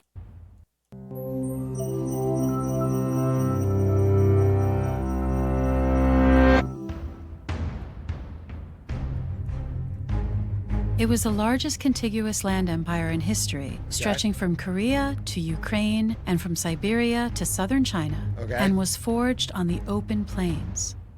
In the 12th century CE, before the Mongol Empire formed, the East Asian steppe was home to scattered groups of Mongol and Turkic pastoral nomads led by Khans. The people herded sheep, cattle, yaks, and camels. They lived in felt tents and moved between summer and winter campsites. Nomadic women held significant authority. This guy turned Burning Man into the world's greatest army. That's crazy. They're just a bunch of sheep herders. Managing these migrations, many of the flocks, and trade. Meanwhile, men specialized in mounted warfare. These nomadic groups often fought each other. That was to change under Temujin, who was born into an aristocratic... So my understanding is that, and maybe this video will explain it, but my understanding is that mounted warfare with a bow was so broken. It's like an OP unit. It's so broken, no one could figure out what to fucking do. It completely mind melted everyone they came up against. Just cav archers were just OP. And you know what? Playing Age of Empires 2, it's the same fucking thing. I'm so annoyed with these Mongol cav archer spammers that just run away. I build pikemen to fight the horses and they just run away. It's actually so fucking annoying.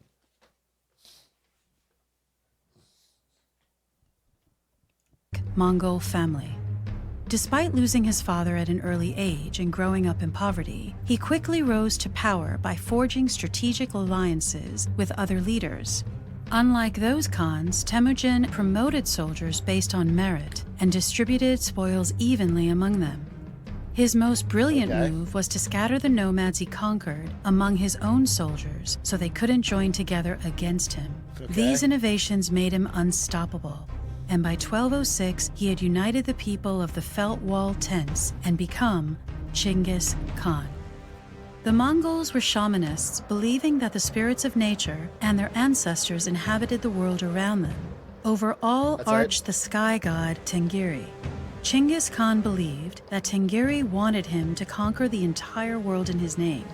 With the nomads of the Mongolian plain united, this seemed within reach. Anyone who resisted the Mongols was resisting Tengiri's will, and for this insubordination, had to die. Under Genghis Khan, the Mongols first subdued northern China and the eastern Islamic lands. After his death in 1227, the divine mandate passed to his family, or the Golden Lineage. In the 1230s, Genghis Khan's sons and daughters conquered the Turks of Central Asia and the Russian princes, then destroyed 2 European armies in 1241. When he conquered Russia? Is he the only one to do that?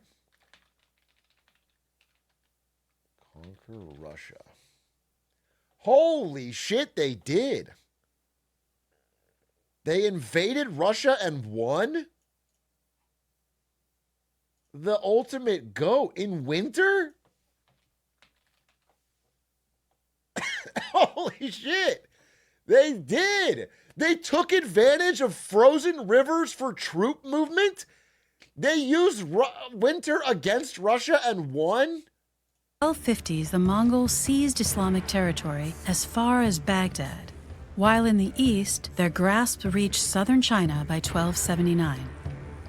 Life within the Mongol Empire wasn't just war, pillage, and destruction. Once the Mongols conquered a territory, they left its internal politics alone and used local administrators to govern for them. The Mongols let all religions flourish, as long as the leaders prayed for them. Although they routinely captured artisans, scholars, and engineers, they appreciated what those specialists could do and forcibly settled them across Asia to continue their work. The most valuable produce in the empire was gold brocade, which took silk from China, gold from Tibet, and weavers from Baghdad. Gold brocade clothed the Mongol rulers, covered their horses, and lined their tents. The Mongols particularly prized gunpowder technicians from China. With much of Eurasia politically unified, trade flourished along the Silk Road, helped by an extensive system of horse messengers and relay posts. Robust trade continued at sea, especially in blue and white porcelain, which combined white pottery from Mongol China with blue dye from Mongol Iran. Oh yeah, that shit's But this was not to last. sick. Succession to the great Khan didn't automatically go to the eldest son, but rather allowed brothers, uncles, and cousins to vie for leadership, with senior widows acting as regents for their sons. By the 1260s, Genghis Khan's grandsons were in a full-blown civil war over inheritance The and family always fragmented ruins the realm it. into 4 separate empires. In China, Kublai Khan's Yuan dynasty is remembered as a golden age of science and culture. In Iran, the Ilkhanate inaugurated the development of new monumental architecture and Persian miniature painting. In Central Asia, the Chagatai Khanate brought forth leaders like Timur and his descendant Babur, who founded the Mughal Empire in India. Interesting. And in Eastern Europe, the Golden Horde ruled for years, until a trading post named Muscovy grew into a major world power. Even though the empire lasted only a short while, the Mongols left a legacy of world domination that remains unmatched today. Trace the rise and fall of other powerful empires. Interesting. Interesting. Hey, thanks for the prime, Caffeine Cattle. The Golden Horde is a sick name. You can't get around that. All right, next video.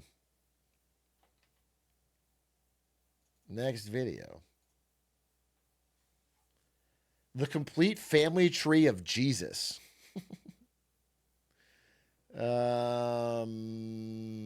Deadpool versus Peter Griffin rap battle. I don't think we're gonna learn much from that. Let's see. Why every American kid sits on the same chair. I don't know about that. Does Russia's economy have a debt problem? Yes. Well, everyone does, so.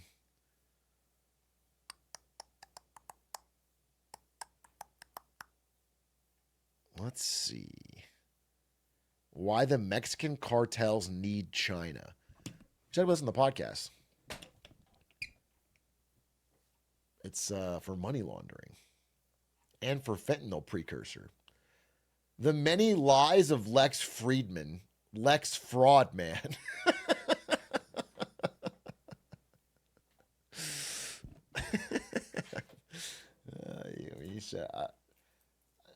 It's not that I probably won't like this video. It's just that I already don't like Lex Friedman. So what is it going to convince me of? This is kind of like preaching to the choir. I tried to make sense of Cyberpunk 2077's water system. This could be funny, but I wish it wasn't 18 minutes long. We made our friend an international fugitive. Sounds kind of funny. Supermax contracts are quietly destroying the NBA. China's dark factories so automated they don't need lights. 5 minutes? With lights dimmed and no workers in sight, this car factory in China uses hundreds of robots to churn out dozens of electric vehicles an hour, 24/7. This is a dark factory, an area of the plant so automated. There's no way this can beat the real human touch, right? Chat, why don't we all get together and we start making cars and we show these fucking robots in China what making a real human car looks like? All right? Who's taking the wheels? Who's doing the headlights? Who's doing the doors? You guys volunteer. You split it up. I'll be overseer. Okay? We're going to John Henry this shit.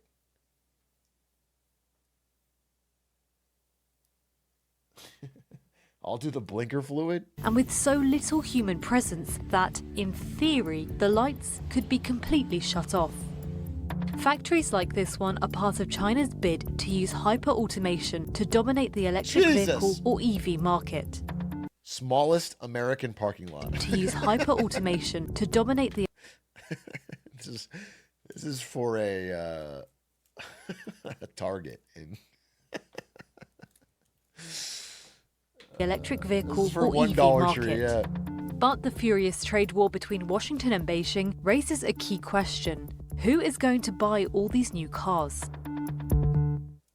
For decades, the abundance of cheap labour explained why China was seen as the world's factory floor. But the economy is changing. The labor costs had been going up in China for many years. I think it happened faster than many people in the West expected. And so if you're a factory owner, you want to find a way to blunt the impact of that. And automation is one very obvious way. Rapid advancements in robotization has helped create what is now known as... It's just fucked because, look, hey, you're a business owner in America. You got a factory in America. And you're like, all right, well, I want to get the cheapest possible input costs. So I'll move it to China and they'll make it there for cheap. Oh, they're getting more expensive? I guess we'll automate it. But then it ends up with the automated factory being in China. Like, we don't get the automated factory here. So if they have all the manufacturing capability and the expertise and the... Do you know what I'm saying? Like, you could have just stuck it out in America until you could automate it. And now they get all the factories. Dark factories. 当我们在汉装车间有800多台机器人同时在工作，这里边呢几乎可以实现完全关灯生产。 This is Zeekr, a Chinese luxury EV maker founded in 2021, whose cars cost up to $125,000 a piece. Yikes! In its flagship factory in northeastern China, the automaker can already produce up to 300,000 cars a year, or more than 800 cars a day. For comparison, Tesla has similar production levels, but it took more than a decade to achieve this volume. For Zeekr, robotization has a double advantage. 那我们也要面临人员的成本的上升，那我们希望能够通过自动化的方式，能够帮助来提高更高的产品，更低的这个制造成本。 Some tasks still require a human touch, such as the meticulous assembly of the cables that run throughout the car. Workers also go into the factories to perform tasks like robot maintenance. The company's ambition is to keep automating, to deliver its cars to customers even faster. In China, Zeekr is not an outlier in automation. According to the International Federation of Robotics, in 2023, every other industrial robot installed in the world happened in China. The country's level... Wait, what? Industrial robot installations 2023, thousands of units. It's cut off, bro. Look. That's crazy. Holy fuck. Levels of robotization have grown sevenfold since 2015, when President Xi Jinping introduced a Made in China 2020... Wait, what is this guy say? Last week, I saw 2 BYD cars at my dad's small town. It felt like seeing silk from the Silk Road for the first time in the 1500s.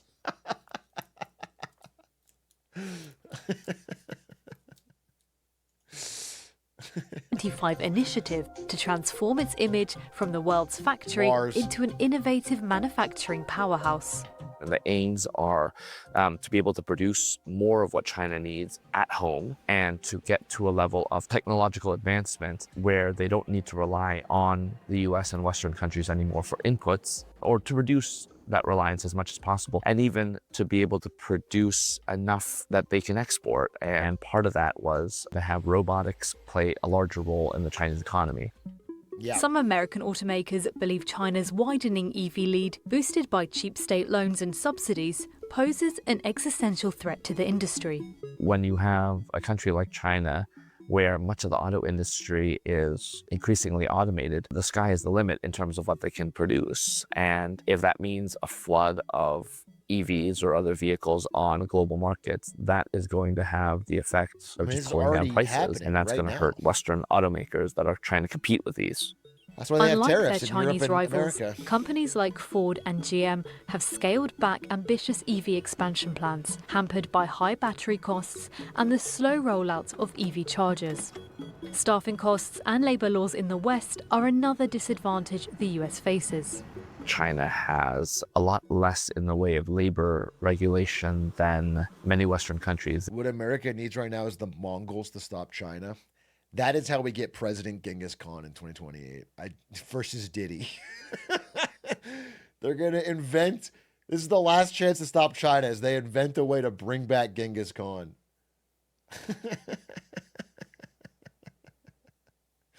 To try and take down China. They don't have labor unions to deal with in the same way, so there are fewer impediments to automating. But China's EV landscape is a crowded space, and fast robotization makes this competition even tighter. Chinese companies already turn out more EVs than all other car makers in the world combined. But Western concerns about Beijing's EV expansion have, so far, largely kept Chinese brands out of their markets. Countries that have friendlier relations with China, like Brazil, countries in the Middle East, in Africa, in Southeast Asia, are worried as well about their own domestic industries and don't want to see a flood of Chinese products undermine those industries. If you have automation enabling China to go even faster and produce even more of this stuff, then this political problem becomes perhaps even greater. As a result, most of these cars are... It's just crazy. I talked about this a couple times, but like a different president who understood how to negotiate and understood how to think about it from someone else's POV could have found a world very willing to listen to a global China car tariff. He could have gone around country to country and gotten everyone on board, and it would have seriously hampered China's growth. And like it was actually slam dunk. There's so many countries that would have been on board with it because it impacts them too. But now that they are all pissed off, BYD is just flooding in. I mean, they're just, it's just wild. Sold inside China, making overcapacity a huge issue for the industry. But this doesn't dent Zeekr's confidence in China's capacity to consume. 已经是10几年全球最大的汽车市场，消费的、购车的，包括对车辆智能化、电动化、智能化的这个发展，对这些产品的需求增长非常快。那我们还是能够。Okay, thank you. Next video. Interesting. We learned something. GS Saturday. Oh, why boredom is good for you. By Veritasium 7 years ago. I'm bored already. I can't watch that.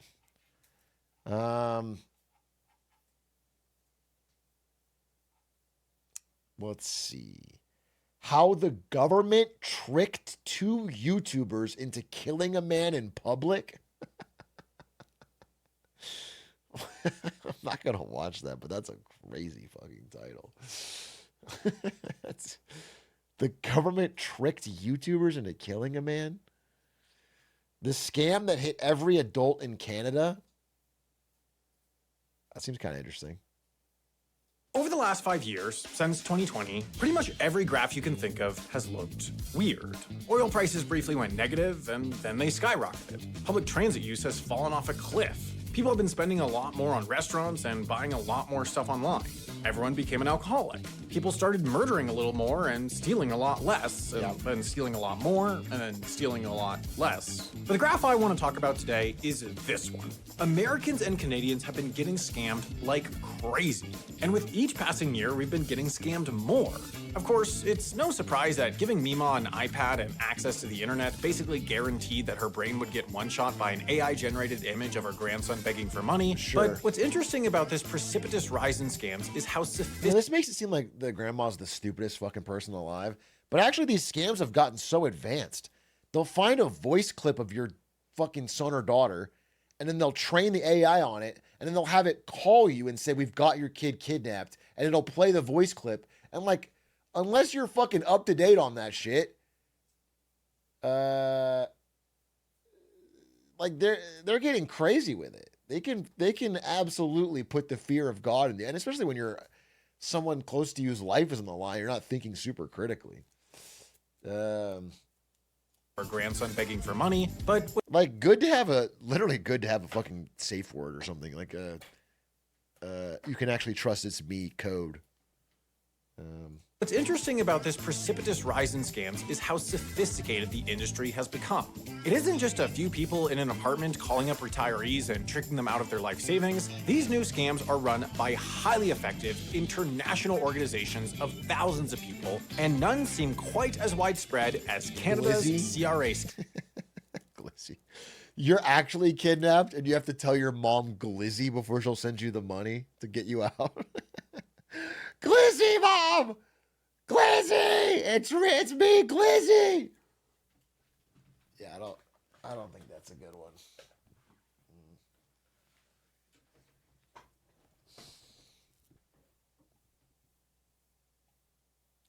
I told my grandma I'm never talking to her again so she can never get scammed by an AI version of me. I guess if you love something, let it go. That's really powerful of you. The organization running this scam, which has been going for roughly the last decade, has managed to contact every single adult in Canada at least once and has cost Canadians hundreds of millions of dollars. What? So let's talk about what this scam is, how it managed to become so successful, and most importantly, how you can get in on the grid. Okay. Sorry, my lawyers told me I had to lose that last point. Well, I guess we'll focus on the first two. So, on the surface, the CRA scam is about as simple as scams come. Let me set the scene. You get home to your igloo after a long day of mapling syrup or whatever is that Canadians do all day, Canada. and you see a message on your answering machine from the Canada Revenue Agency. In most cases, this message will be listed as coming from the actual CRA phone number. Of course, it's not, but faking this is a matter of watching like a 3-minute YouTube tutorial. In the most common version of the scam, the message on the phone will inform you that there's a warrant out for your arrest due to unpaid taxes, and given that most people are only like 60% sure that they paid their taxes correctly, but 100% sure that they don't want to go to prison, this can sound somewhat plausible, at least in the moment. They'll give you a number to call back, and if you do, a supposed CRA agent will confirm that it's true, but that's good news. You can stay out of prison by paying those taxes right now. Having pulled up your address while you respond, they'll then direct you to a nearby bank to withdraw some ludicrous sum of money, which you'll then send via courier to another address in Canada. In an earlier version of this scam, they had you deposit the money into a Bitcoin ATM, but Canada started sticking signs on those machines to... Okay, how the fuck could you fall for that? I can understand if you could pay by credit card on the phone, but if the guy's like, hey, you have to go to a Bitcoin ATM, that's brain cancer. That's so stupid. You think Canada is calling you and telling you have to deposit your unpaid taxes in a Bitcoin ATM? Tell people that the Canadian government does not, in fact, accept Bitcoin as payment, and that Bitcoin should only be used for buying illegal drugs and doing money laundering.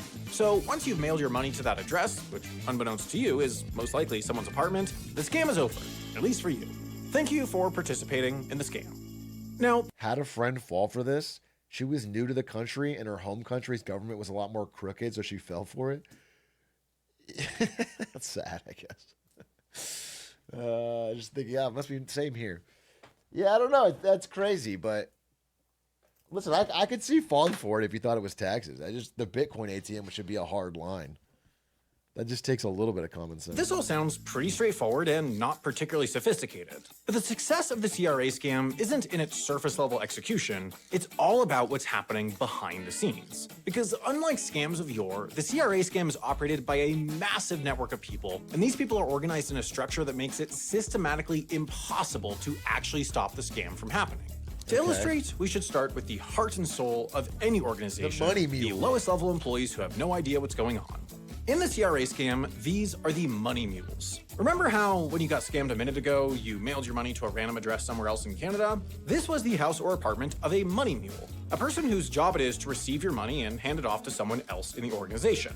Now, of course, as soon as you realize that the Canada Revenue Agency doesn't operate out of a single studio apartment in Ottawa, you'll probably send this address a second lovely package, the police. But when the police arrive, there's a very good chance that your money mule will be just as surprised as you were. In the most effective version of the CRA scam, this person doesn't even know what the scam is, let alone that they're participating in it. In many instances, they're just a student from India who believes that they've taken a part-time job moving money from Canadian customers to some legitimate business in India. When the police finally do show up, this... What is that job? A part-time job moving money? Someone gives you money, you send it somewhere else because you have a skill in that? What job is that? That's not a job.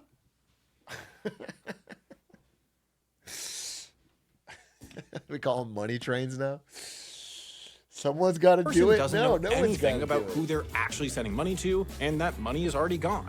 Where? Well, it's been picked up by the organization's inner mules, who are responsible for getting the money out of Canada and back to India, where the scam was organized. They do so using what's called a hawala system, a 700-year-old informal banking system that can move money across borders without any kind of government regulation or yeah, it's the same record. as the A hawala the system Chinese works one. a lot like a traditional banking system, but is regulated by honor and personal connections instead of, like, actual laws. There's a network of hawala brokers around the world in cities with large Indian diasporas who can transfer your money to any other city that has a broker in their network.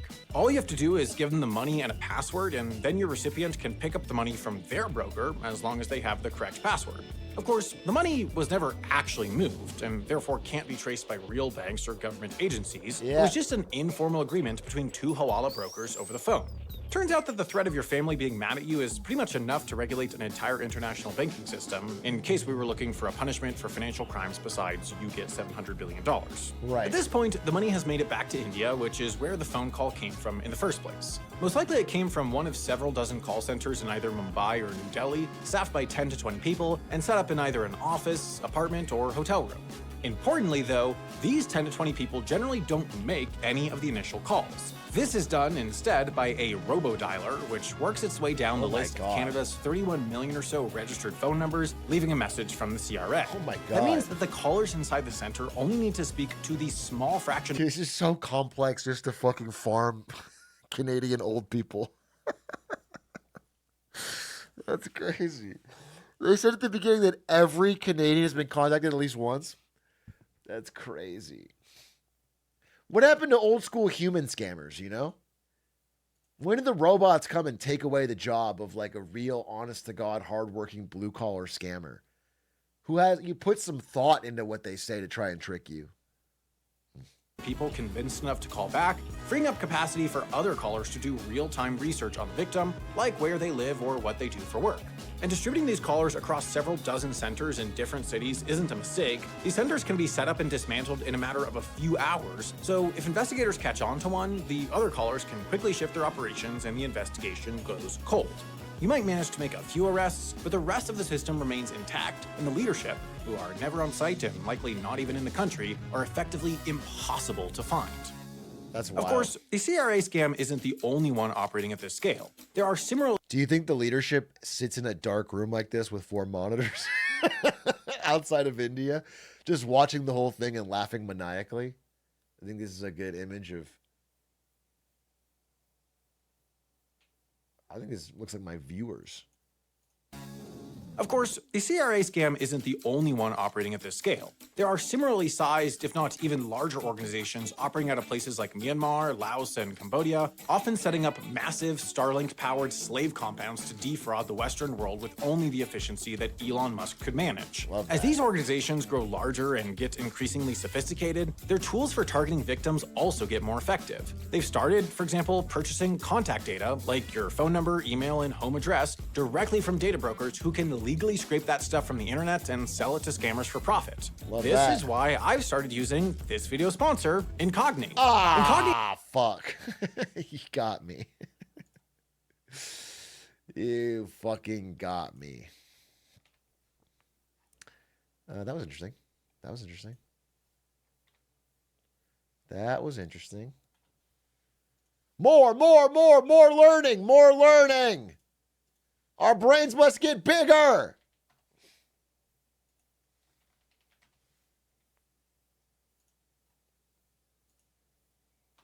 "10-minute history, Genghis." This looks great. We already watched it. "Why you are so tired." Fucking sleep. You need a 14-minute video to tell you to sleep?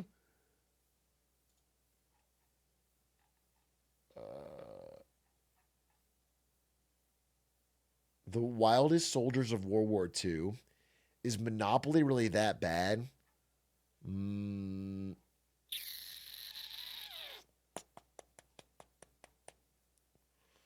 What else can we learn? What else can we learn? What else can we learn? What else can we learn? Big Chungus sends his regards. Okay. Don't know what we learned from that. Free money and economic system. Chasing the Ween, playing League of Legends. Can learn a lot from that. Eastern Europe is not real. Is Japanese first movement going too far? We should talk about this. Japan first. Japan MAGA. It's blowing up. POV lost in New York. Wow, what a fucking photo.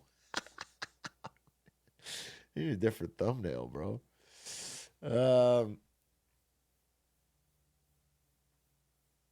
Volkswagen's in a crisis.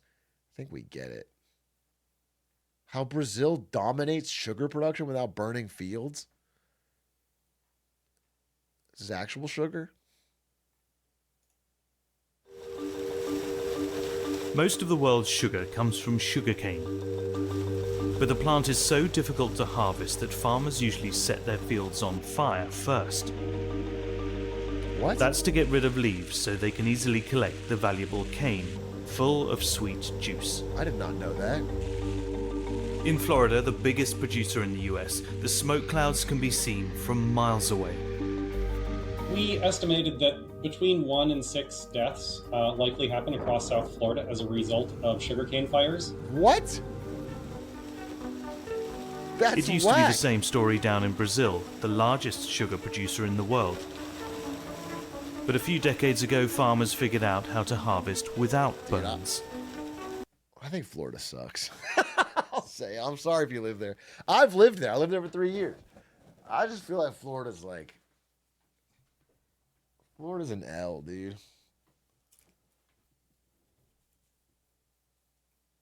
I never hear good stuff out of Florida. And I didn't even like the weather when I was there. It's nice some days, but it's so humid. So why does the US keep setting its fields ablaze? And what will it take to shift this multi-billion-dollar industry?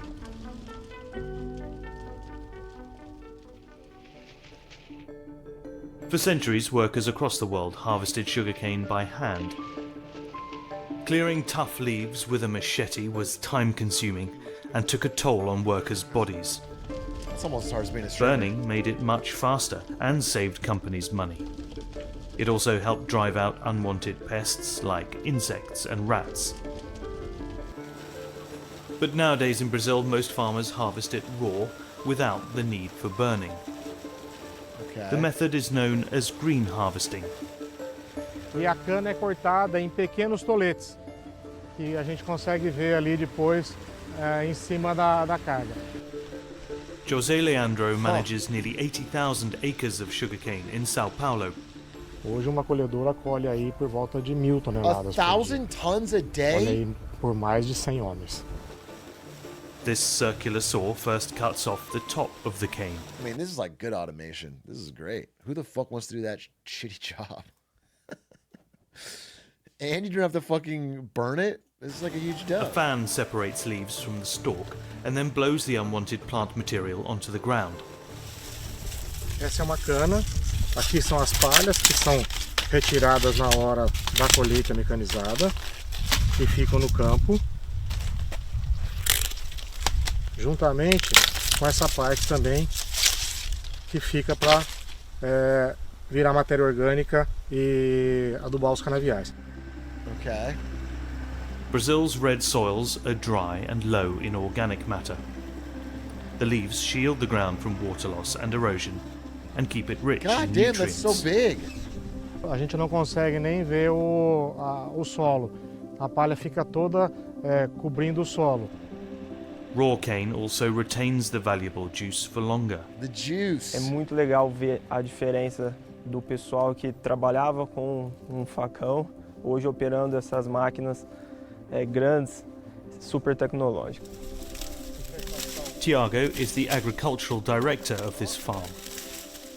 He's proud of the changes they've made, but he and Jose recognize there are downsides. A partir do momento que você não queima o canavial, você tem os inimigos naturais de algumas pragas que nós temos no canavial aumentando e cada vez mais presentes.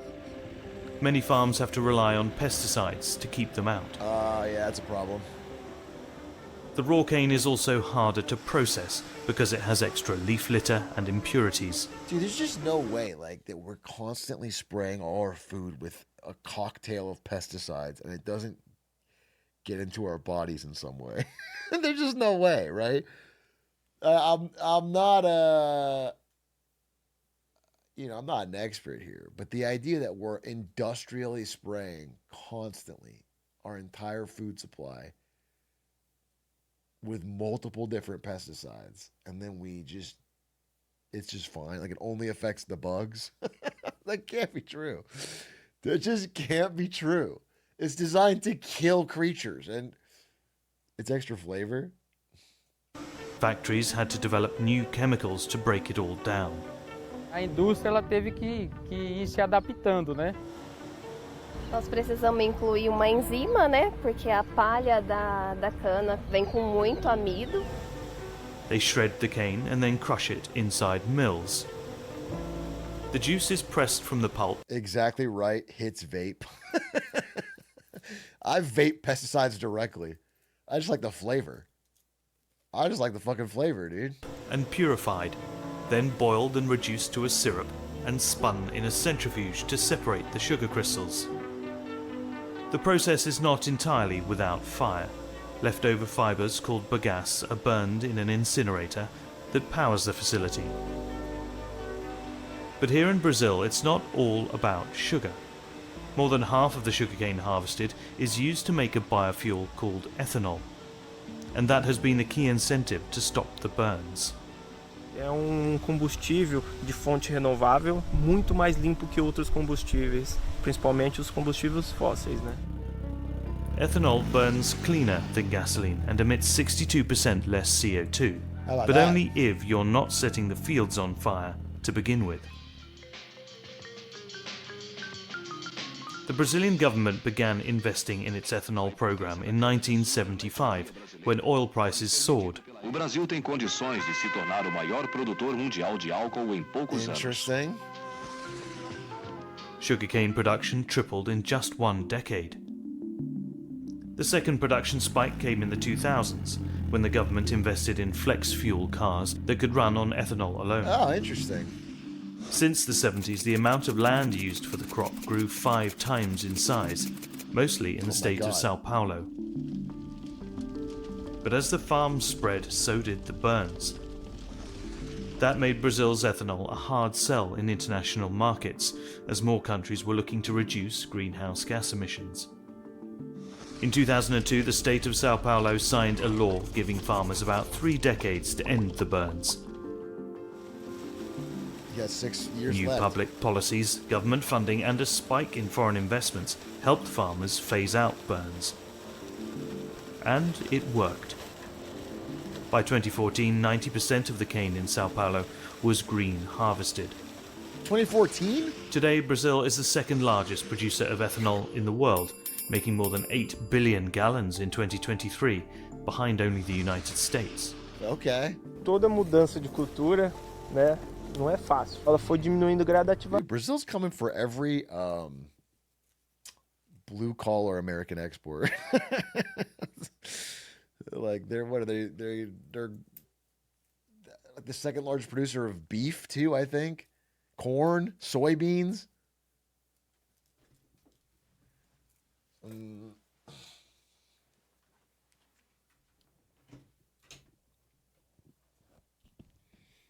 Brazil's taking our corn jobs, yeah. Então isso ajudou, né? But burning is still practiced in many top-producing countries across the world, including India and Thailand. And it's common in the winter months in Florida, where large sugar companies like US Sugar and Florida Crystals operate. Florida Crystal? Residents who live near farms often see giant clouds of smoke forming from their backyards. Dude, that sucks. Dude, what a beautiful landscape. Just the fucking gorgeous scenery of Florida, dude. Farms. The massive smoke cloud from the burning Often see giant clouds sugarcane farm of smoke right over to a McDonald's. It's just forming this from their is just backyards. And this will Chef's continue kiss. on throughout the day. Spread it over hundreds of homes. The plumes are so large you can even spot them in satellite imagery. The state issues more than 8,000 permits for burns every season. Most happen in the rural region of Palm Beach County known as the Glades. On windy days, burns aren't allowed, but when there's only a breeze, they are permitted if it's blowing inland, which keeps the smoke away from the more populated, wealthier areas. As long as it's blowing it on the pores. Of course, Steve. You can blow the smoke on the pores, but... There are no burns in the summer, which is when Reggie Goodgame and his wife bought their home. His name's Reggie Goodgame? Just felt comfortable. And then all of a sudden... He's the ultimate all gamer. hell broke loose, man. I thought, call 911. Somebody's house is burned there. I didn't know what's going on. Within 2 years, Reggie's wife Naomi began having asthma attacks. Oh, great. It's hard to prove the burns caused them, but the couple don't see it as a coincidence. It's not a coincidence. That smoke coming to my lung, my son's lung, my husband's lung, my dog's lung, not only us. That's terrible. Go everywhere.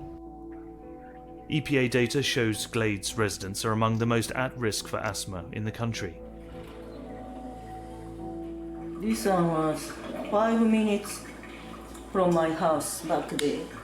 And I'm hoping air go blow to west so they don't come to our house. That's I was praying. How long they do make them do it? Yeah, why nobody stop it?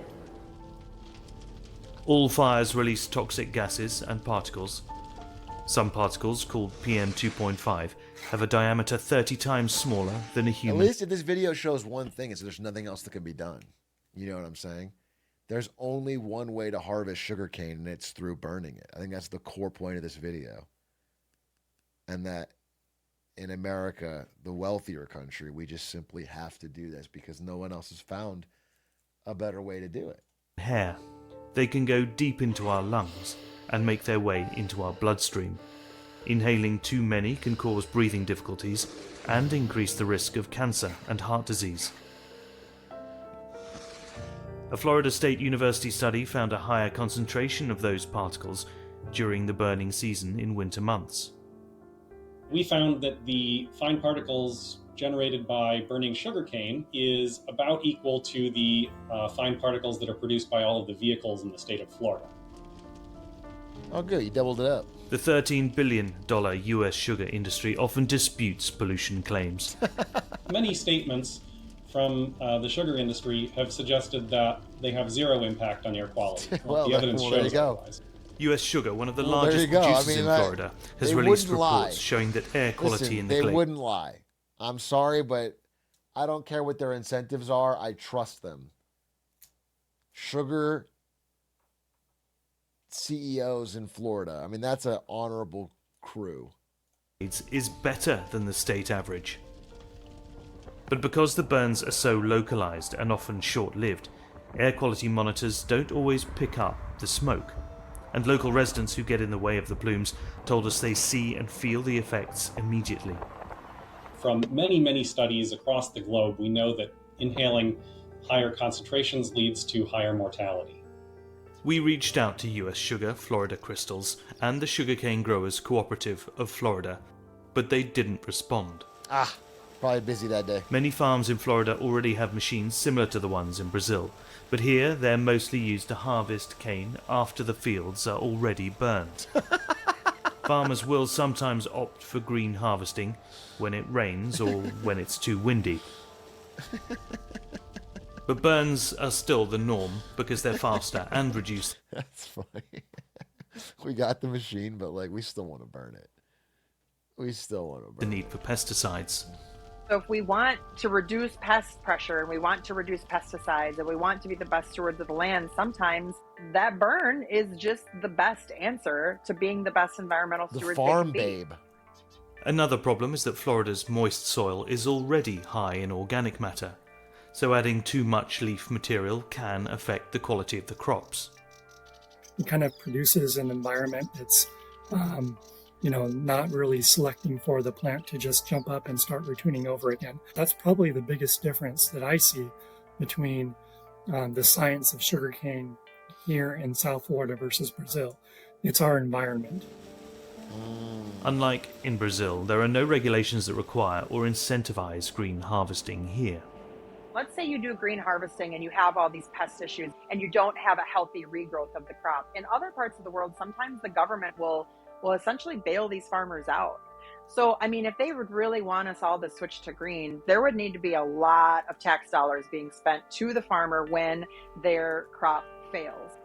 The US does subsidize sugar production, with an estimated net cost to the economy of $1 billion.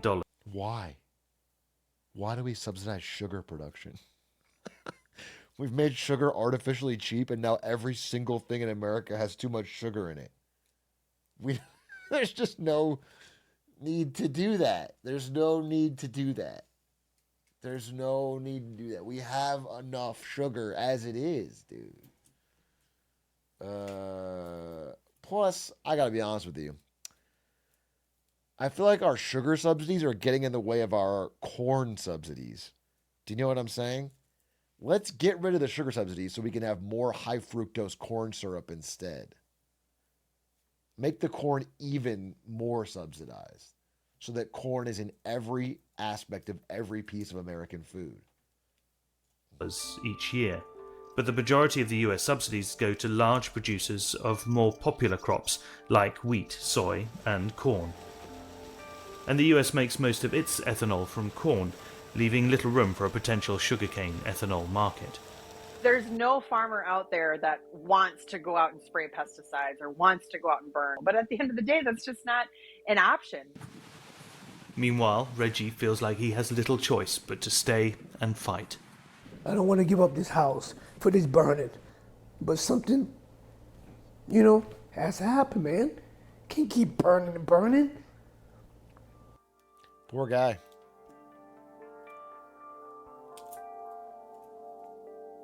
That's unfortunate. There's no other option.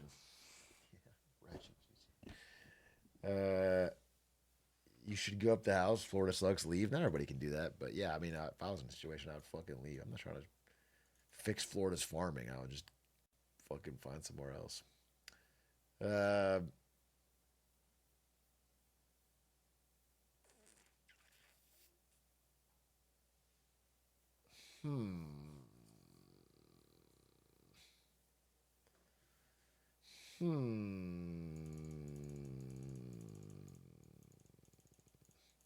It is crazy that Brazil has all these cars running on ethanol.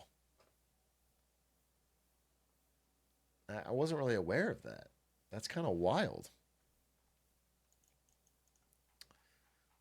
Sounds woke? Yeah, maybe it is. That's a good point. I didn't think about that.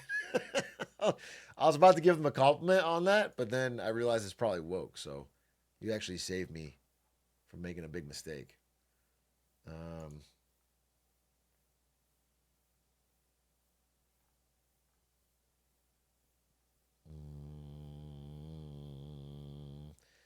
The Great Depression hobo stew. Might need to learn how to make that. How F1 exploded, China's bizarre economy. It's illegal to grow this kiwi. Sounds kind of interesting. What do I want to learn about? What do I want to learn about? Deep sea water is now drinkable. That seems kind of interesting. Big A, this won't go away. Sounds interesting. Sounds really good, actually. Trump not like us from the Lincoln Project. Oh, it's very millennial.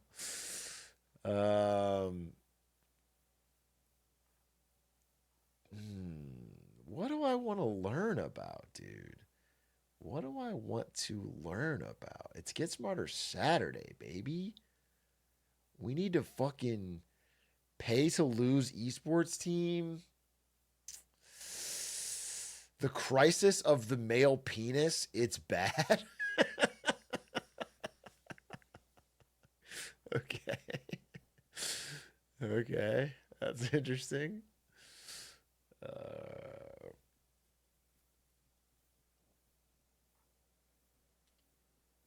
Most epic upset in medieval history? This is a great battle. This is a great battle. It's where like a fucking couple British bowmen stopped a bunch of French cavalry.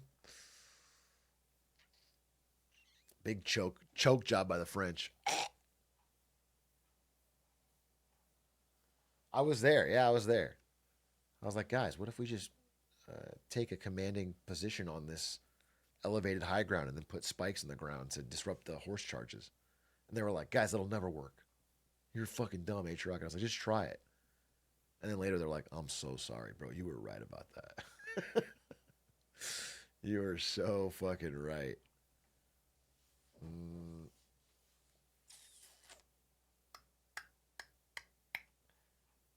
I'm scrolling, but I'm just seeing the same video like 50 times. I'm looking for something chef's kiss, dude. I'm looking for something that really fucking is going to crackle our neurons. How does the Simpsons house actually work? The U.S. national debt crisis explained with bananas? This is Uncle Don, and he's got a huge problem. See, Uncle Don's jungle owes a lot of bananas to many, many creditors. 37 trillion bananas, to be exact. Okay. Now that's bananas. Just get a banana farm!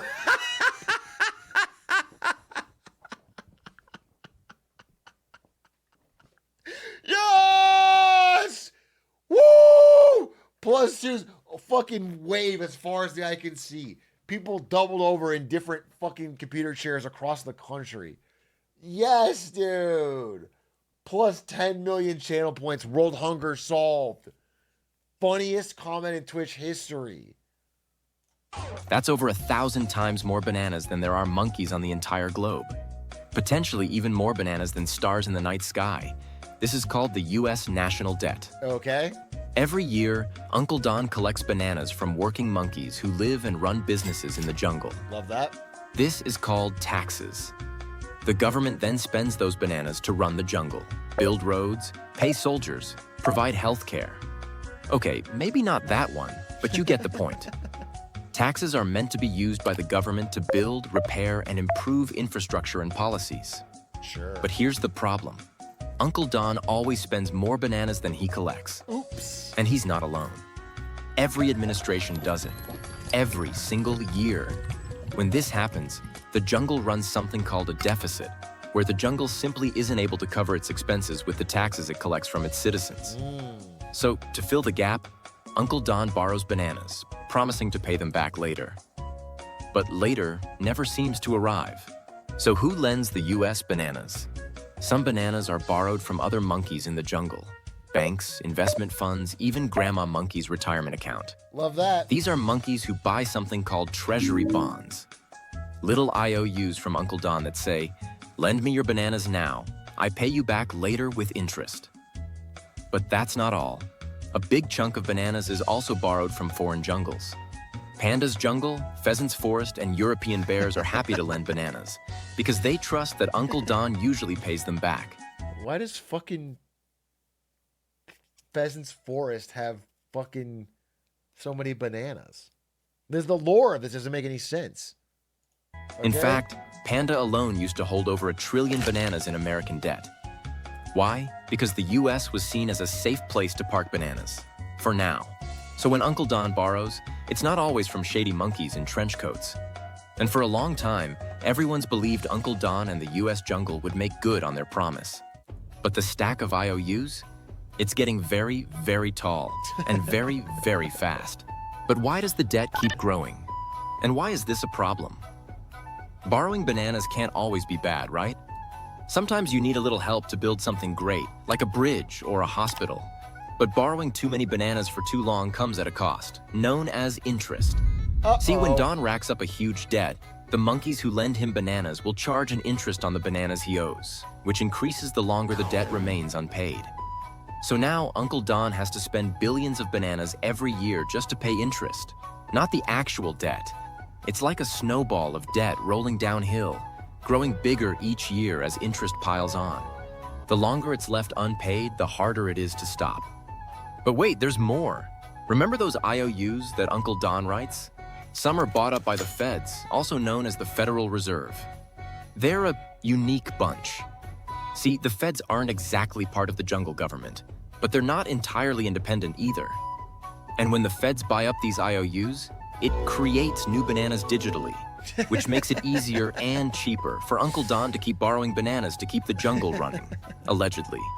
Some monkeys say this helps keep the jungle stable. Others say it just enables the government to continue its unchecked spending. And that's just on home. Does this metaphor help at all? Like, if you just replace bananas with money, everything else is basically the same. And I don't does this help? So, like, I don't. It's not really. They're not like leaning into the banana metaphor. They just changed the word money to banana. Turf. What if international lenders start demanding higher returns, or lose trust in Uncle Don's promises? They could stop lending, or worse, ask for all their bananas back at once. And when that happens, let's just say bananas will hit the fan. But how does it affect regular monkeys like you and me? You might think, who cares? I got no bananas anyway. I'm right there with you, my friend, but you should care. Because other than going from a union to a banana republic, jungle debt affects everything. When the debt gets too high, Uncle Don has fewer bananas to spend on maintaining the jungle we live in, like schools, roads, hospitals, and electricity. That means higher taxes, less public spending, or both. It can also make the value of the banana, aka the US dollar, weaker. If lenders start to think, oh my God, wait a minute. Guys, I think this whole thing was actually a metaphor for the United States dollar. Oh my God. I was like, who cares about this jungle and their bananas? Like, this has nothing to do with my life.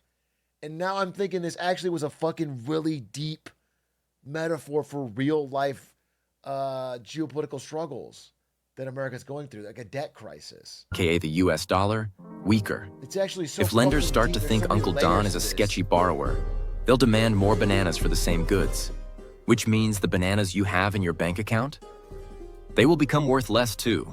That's called inflation. But that's for another video. Not only that, your jungle job may be affected too. When debt grows, confidence drops, investments slow down, the economy starts to buckle. So even if you're just living your best jungle life, the debt crisis could mean reduced wages, lower job security, and a weakened currency. Okay, what the fuck do you do about it, you know?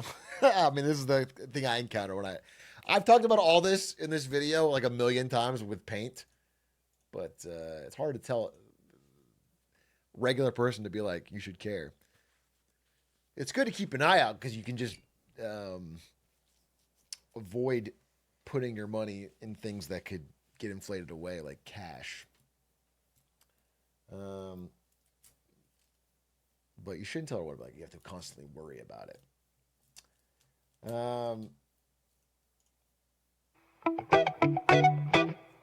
I'm looking for a fucking banger of an app, dude. I'm looking for a banger of an app. Something that's gonna like knock our socks off, dude. We gotta learn here. Oh, there is a new Vsauce. Hey, Robert Stacks, thank you for the gifted. There's a new Vsauce.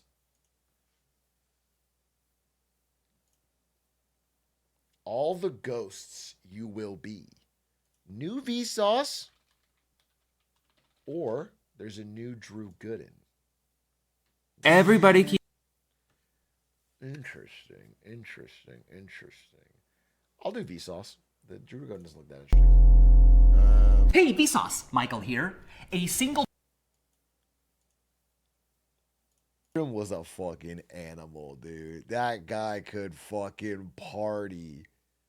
I miss Kushum, dude. I miss that. Back in the day, bro. He just got an energy to him. You know what I'm saying? Like, you could tell Kushum your problems and he would seriously listen. He wouldn't just pretend to listen or blow you off. He was a good guy. But man, he had a problem with drinking, bro. That guy could vibes killer, I'll say that. If Kushum brought the party up, Galsall would fucking end it. He brought it down, dude. He was a vibe. He was absolutely a vibes vampire in any room he entered. Honestly, always talking about slavery, and it was such a. It was just not fun, you know. We're talking about the game.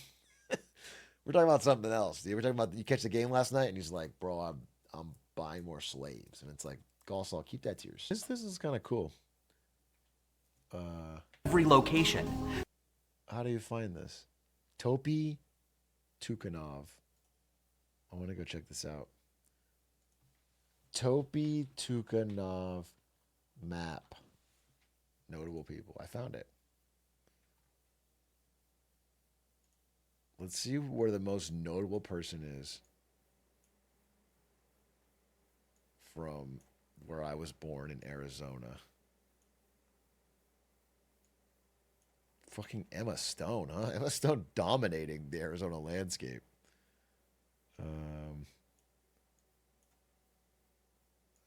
Arizona not that good, actually. We got Emma Stone and Joe Jonas kind of punching below our weight. I'm not recognizing Jenna Jameson. Jenna Jameson, Emma Stone. Jenna Jameson is in Nevada. Interesting. Jake Gyllenhaal was born that south of Texas? What about someone in Antarctica? This is kind of a cool idea for sure. Santa on here or no? What about Bjork? Dude, there's like some parts of the earth where there's just nobody famous. It's really sad, actually. Imagine not having a chance to be famous. The greatest thing you could be. A lot of Russians here in Russia. Can you look at Europe? Europe's probably a tough one. Because Europe's a relatively small area, but with a lot of... dude, Hitler and Mozart. Two sides of a coin, huh? Albert Einstein. Arnold Schwarzenegger. The two G's. Sigmund Freud, Ludwig von Beethoven. I assume on here there's a YouTuber somewhere, right? There's got to be a YouTuber. If like Arnold Schwarzenegger's on, there's got to be a YouTuber on here somewhere. Oh, what about Mr. Beast? Mr. Beast has got to be on here, right? But is he listed as Mr. Beast? Where is Mr. Beast? Was he born in North Carolina? Where are the fucking Carolinas? Where? I can't find it. Oh, where's PewDiePie born? PewDiePie might be there. Felix Haleberg.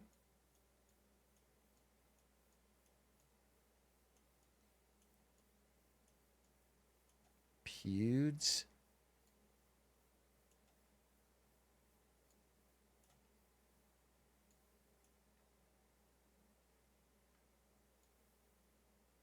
Where was Pewds born? Ah, this is a stupid waste of time. I'm going to spend all day looking for PewDiePie's name. What was the point? Hey, I had to be like the fucking craziest narcissist that's ever lived. If nobody has ever had a statue of them made and you have thousands made, you have to be so you invented the concept of making your likeness permanent and then did it twice as long. I could fit in twice as much TikTok scrolling and play twice as many video games. I could have spent 8 years in college playing League of Legends. So yes, my life would be way better. I would have much more of a measurable impact. So it's a simple question. suddenly be obvious. I could add twice as much value to shareholders. If I lived to be 200 years old, I could really fucking gift a huge chunk of it to a single corporation. And I just can't, when I only have 60 to 80, it's just a collection of random facts loosely tied together. It's not bad. I you know, it's interesting. I'm going through it. But it just feels like there's 21 minutes of random facts and they're just being delivered at me in an aggressively high energy way, and they're not really connected. There's not really a almost entire. Give me existential dread. I honestly don't. We've talked about this before in the stream. I don't get existential dread. I don't get legacy dread. I don't get like when I die, people will stop saying my name. I truly don't get it. Who gives a fucking shit? You're gonna be dead, bro. I actually am not joking. I don't get it. Who cares, bro? You're not gonna think about it. I understand fear of death. I understand wanting to like still be around, still be able to smoke weed, still be able to play some video games, still be able to see your friends. I don't understand like, oh my God, no one's gonna remember me. Like, you're not. You will not know. I promise you, you will not know.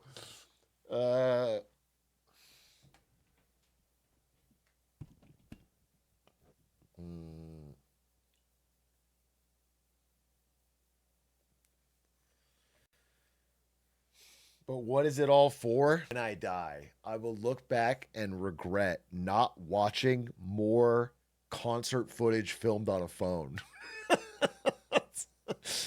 I will look back at that. I will feel like, damn it, I wish I had just spent a few more hours of my time watching someone else's blurry 30th row concert footage.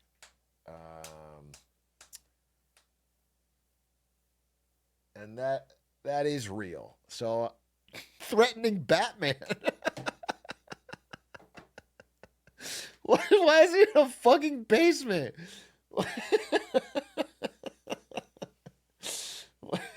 I'm getting unsettled, but I want to stop. I'm disproving his point because it's unsettling, and I want to stop. I don't want to keep going. I don't want to keep scrolling. It's so fucking. I'll tell you that. Guy's an animal. All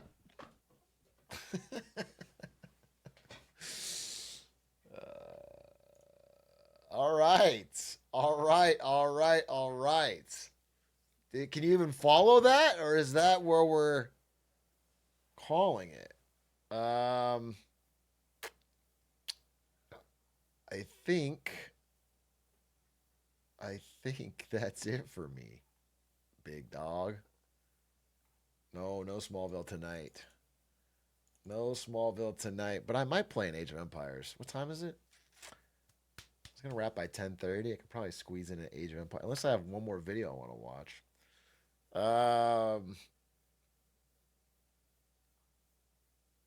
Guys, I'm getting pretty good at Age of Empires, I'll tell you that. All right, fuck it, I'll play one. Actually, I did want to watch this Debt Paradox fucking video, but it's 30 minutes long, so we'll do it another day. Okay, yeah, that was cool. Thanks for the recommendations, everybody. Appreciate it. I think I did learn some stuff today. But I would like to get, I don't know. On June 24th, 2023, this man. I want another channel. Like this channel's pretty good. I liked this Sports Farms video. But none of these look that good. I want another channel with like regularly high quality, interesting things we can learn. Johnny Harris. Does Johnny Harris have a new one? Johnny Harris. Oh, I did kind of want to watch this. 1955 versus 2025. Who actually had it better? This is me if I lived.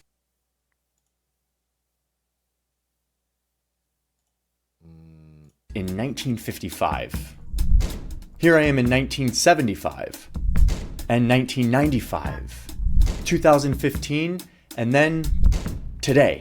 I'm going to put myself in the shoes of a middle income earner in all of these decades. To answer, like, I want to watch it because I'm actually interested. My thoughts going in are that while the middle class was probably larger and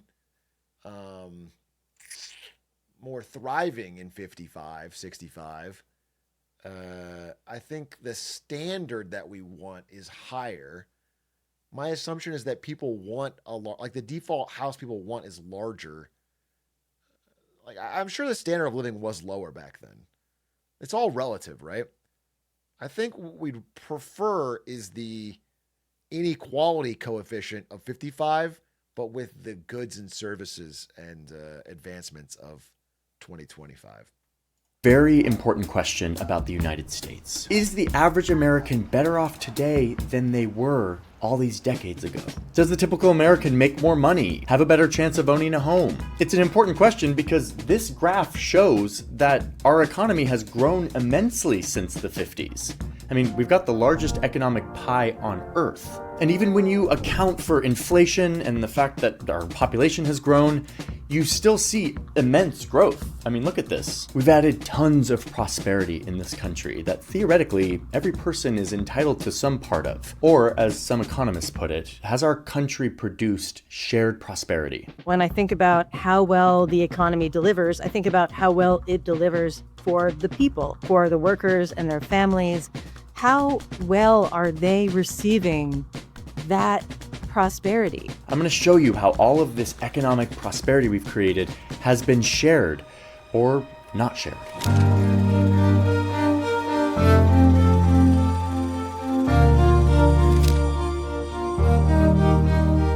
And in all of this, I want to get to the bottom of perhaps one of the most important questions in our country, which is everyone able to move up? If they work hard enough or if they get educated, can you climb the economic ladder here? Are you going to do better than your parents? Can you reach higher levels of income? Can you change your relative position? The American dream, we sometimes call it. A, quote, dream of a better, richer, happier life for all citizens of every rank. Is that still alive? And if not, why? I believe that answering these key questions is incredibly important for the future of this country, which is why we've been deep in all of the data, and I'm going to try to lay it out as clearly as possible by traveling through time. As always, all of the assertions in this video are fact-checked and linked in our sources. So with that, let's start traveling back in time. Can we get the past? Why, of course you can. Okay, so I'm traveling back towards the 1950s. As we move through time, I'm going to be keeping an eye on this main graph. This graph is kind of our anchor. It will be showing how the economy has grown over time. And again, it's adjusted for prices and population growth. When this graph goes up, it means that there's more economic prosperity to go around. We're going to see how it gets divided up. And for each decade, I'm going to be looking at these 4 economic indicators. Am I making more money? Can I afford a house? Is this economic growth being shared equally by everyone? And how likely am I to be making more than my parents? Oh, look, we're arriving to the 1950s. So it's the 1950s here in America, and I, the middle income earner, have just returned from fighting in the most devastating war of human history. Nice. But we Americans came out on top, and our economy is booming. I work in this car factory. It's one of the many factories that was converted from making weapons to now making valuable stuff that we're shipping around the world. Our country is getting rich. I am making an average income. So my income right now is $4,400.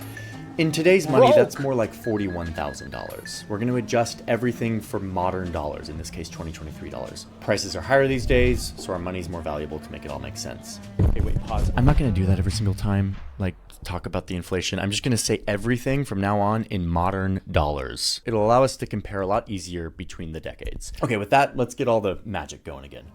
Okay. Pretty cool, right? Let's meet my family.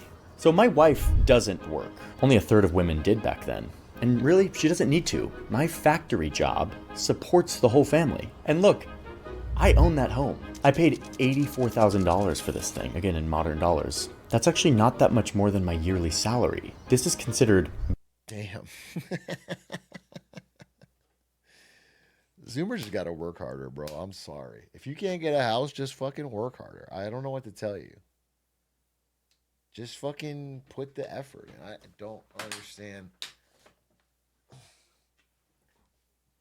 It just feels like if you're a broke boy, just say so. Yeah. It's just sheer laziness is what it is. Imagine not buying a house imagine not going back 50 years and buying a house for $84,000. Very affordable. And a major reason why is because the government is helping me pay for a lot of this. And they've got the cash to do it. I mean, look at the top tax rate for the rich. So a booming economy and all this tax revenue means that the government is helping build all of these suburban homes and is giving us veterans good deals on mortgages so that we can get in on the prospering US economy, start building wealth by owning a home.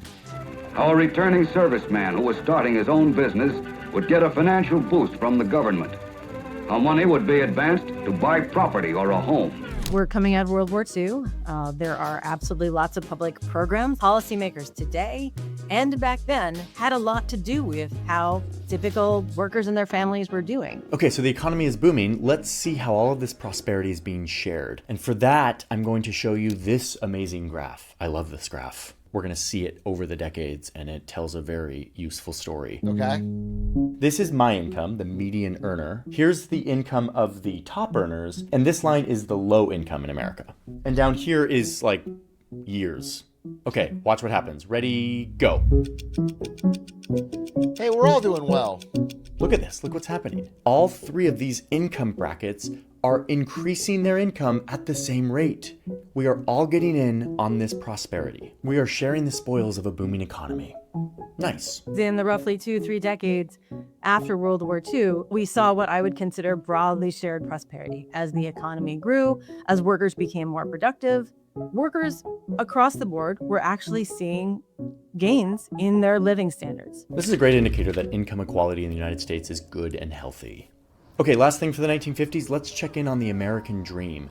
Can I move up the ladder? There's a really nice data set for this that says that I am nearly 100% likely to earn more than my parents. There is upward motion in the economy. The American dream is alive, at least for me, which is an important caveat here. Women were mostly left out of this economic version of the American dream, and so were people who weren't white, like Black Americans, 10% of the population, over 1 million of whom fought in the war, but upon returning were met with these custom maps that were drawn to determine where they could and could not buy homes. They were largely left out of all of this government help that allowed me to get education and buy a home and build wealth. But if you're just looking at the numbers, the 1950s was a really good time for the median income earner. You could have a family, work in a factory, and be loaded with opportunities to move up the economic ladder, thanks to a booming economy and a bunch of government programs. So now let's move forward in time to the 1970s.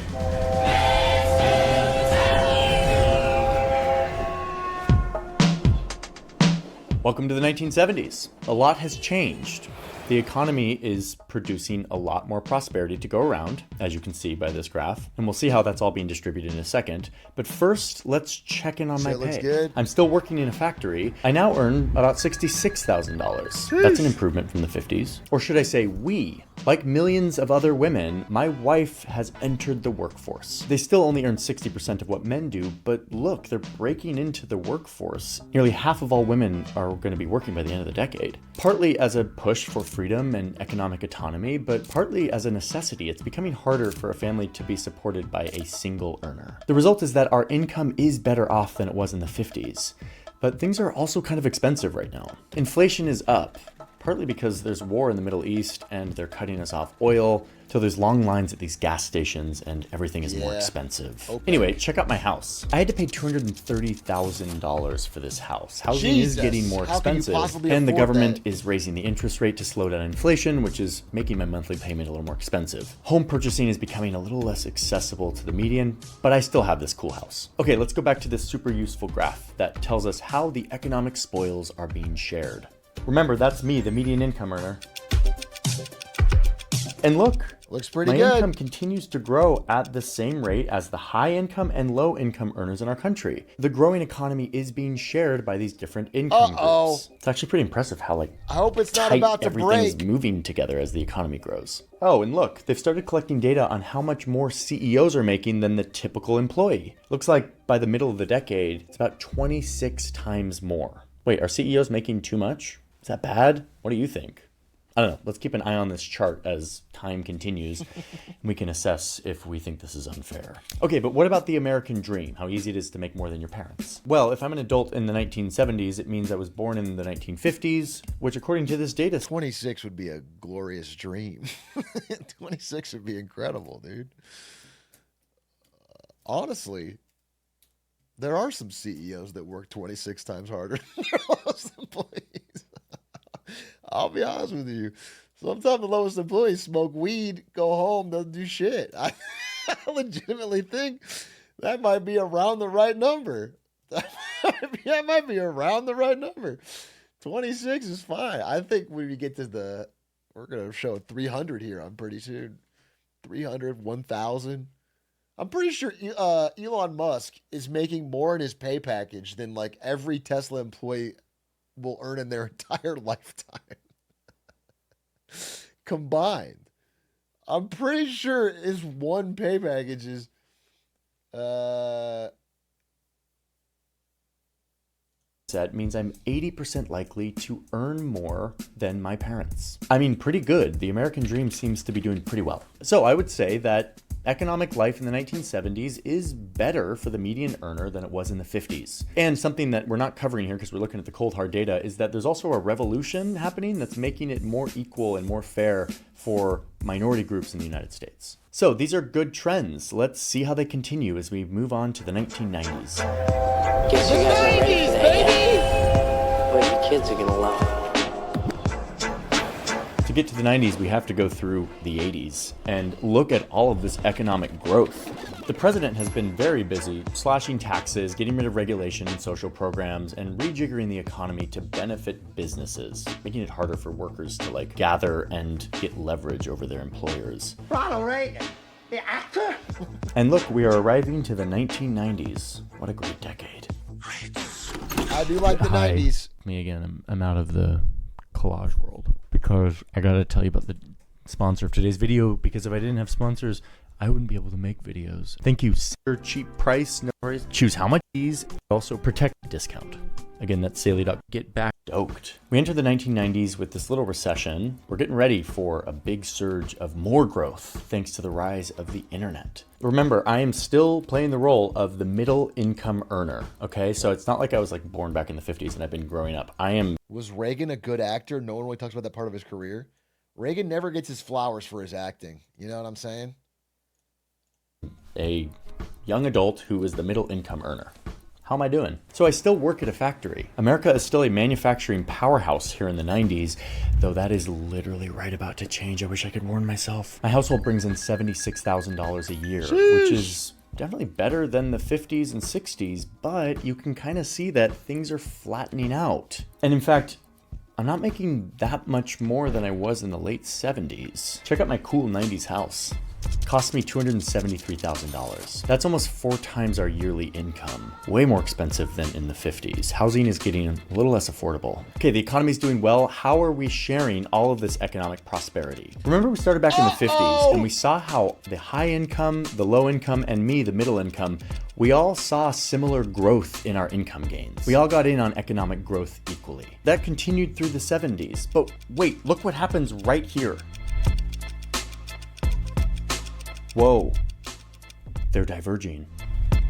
It's around the 1980s when you see the top earners start to pull away from the rest of us. Their income is going up faster than mine, and my income is going up a little faster than the low income population. Okay, that's unsettling. I like it more when we're all kind of on top of each other, growing at the same rate. We'll keep an eye on this graph, but there's a bunch of other graphs starting to come out. Another divergence happening on how productive the economy is versus how much I get paid. They're both going up at the same time. I'm more productive, I get paid more, cool. But around the same time, the same split happens. My pay starts to flatline, even as productivity continues to go up. So then there's this period that starts around 1979.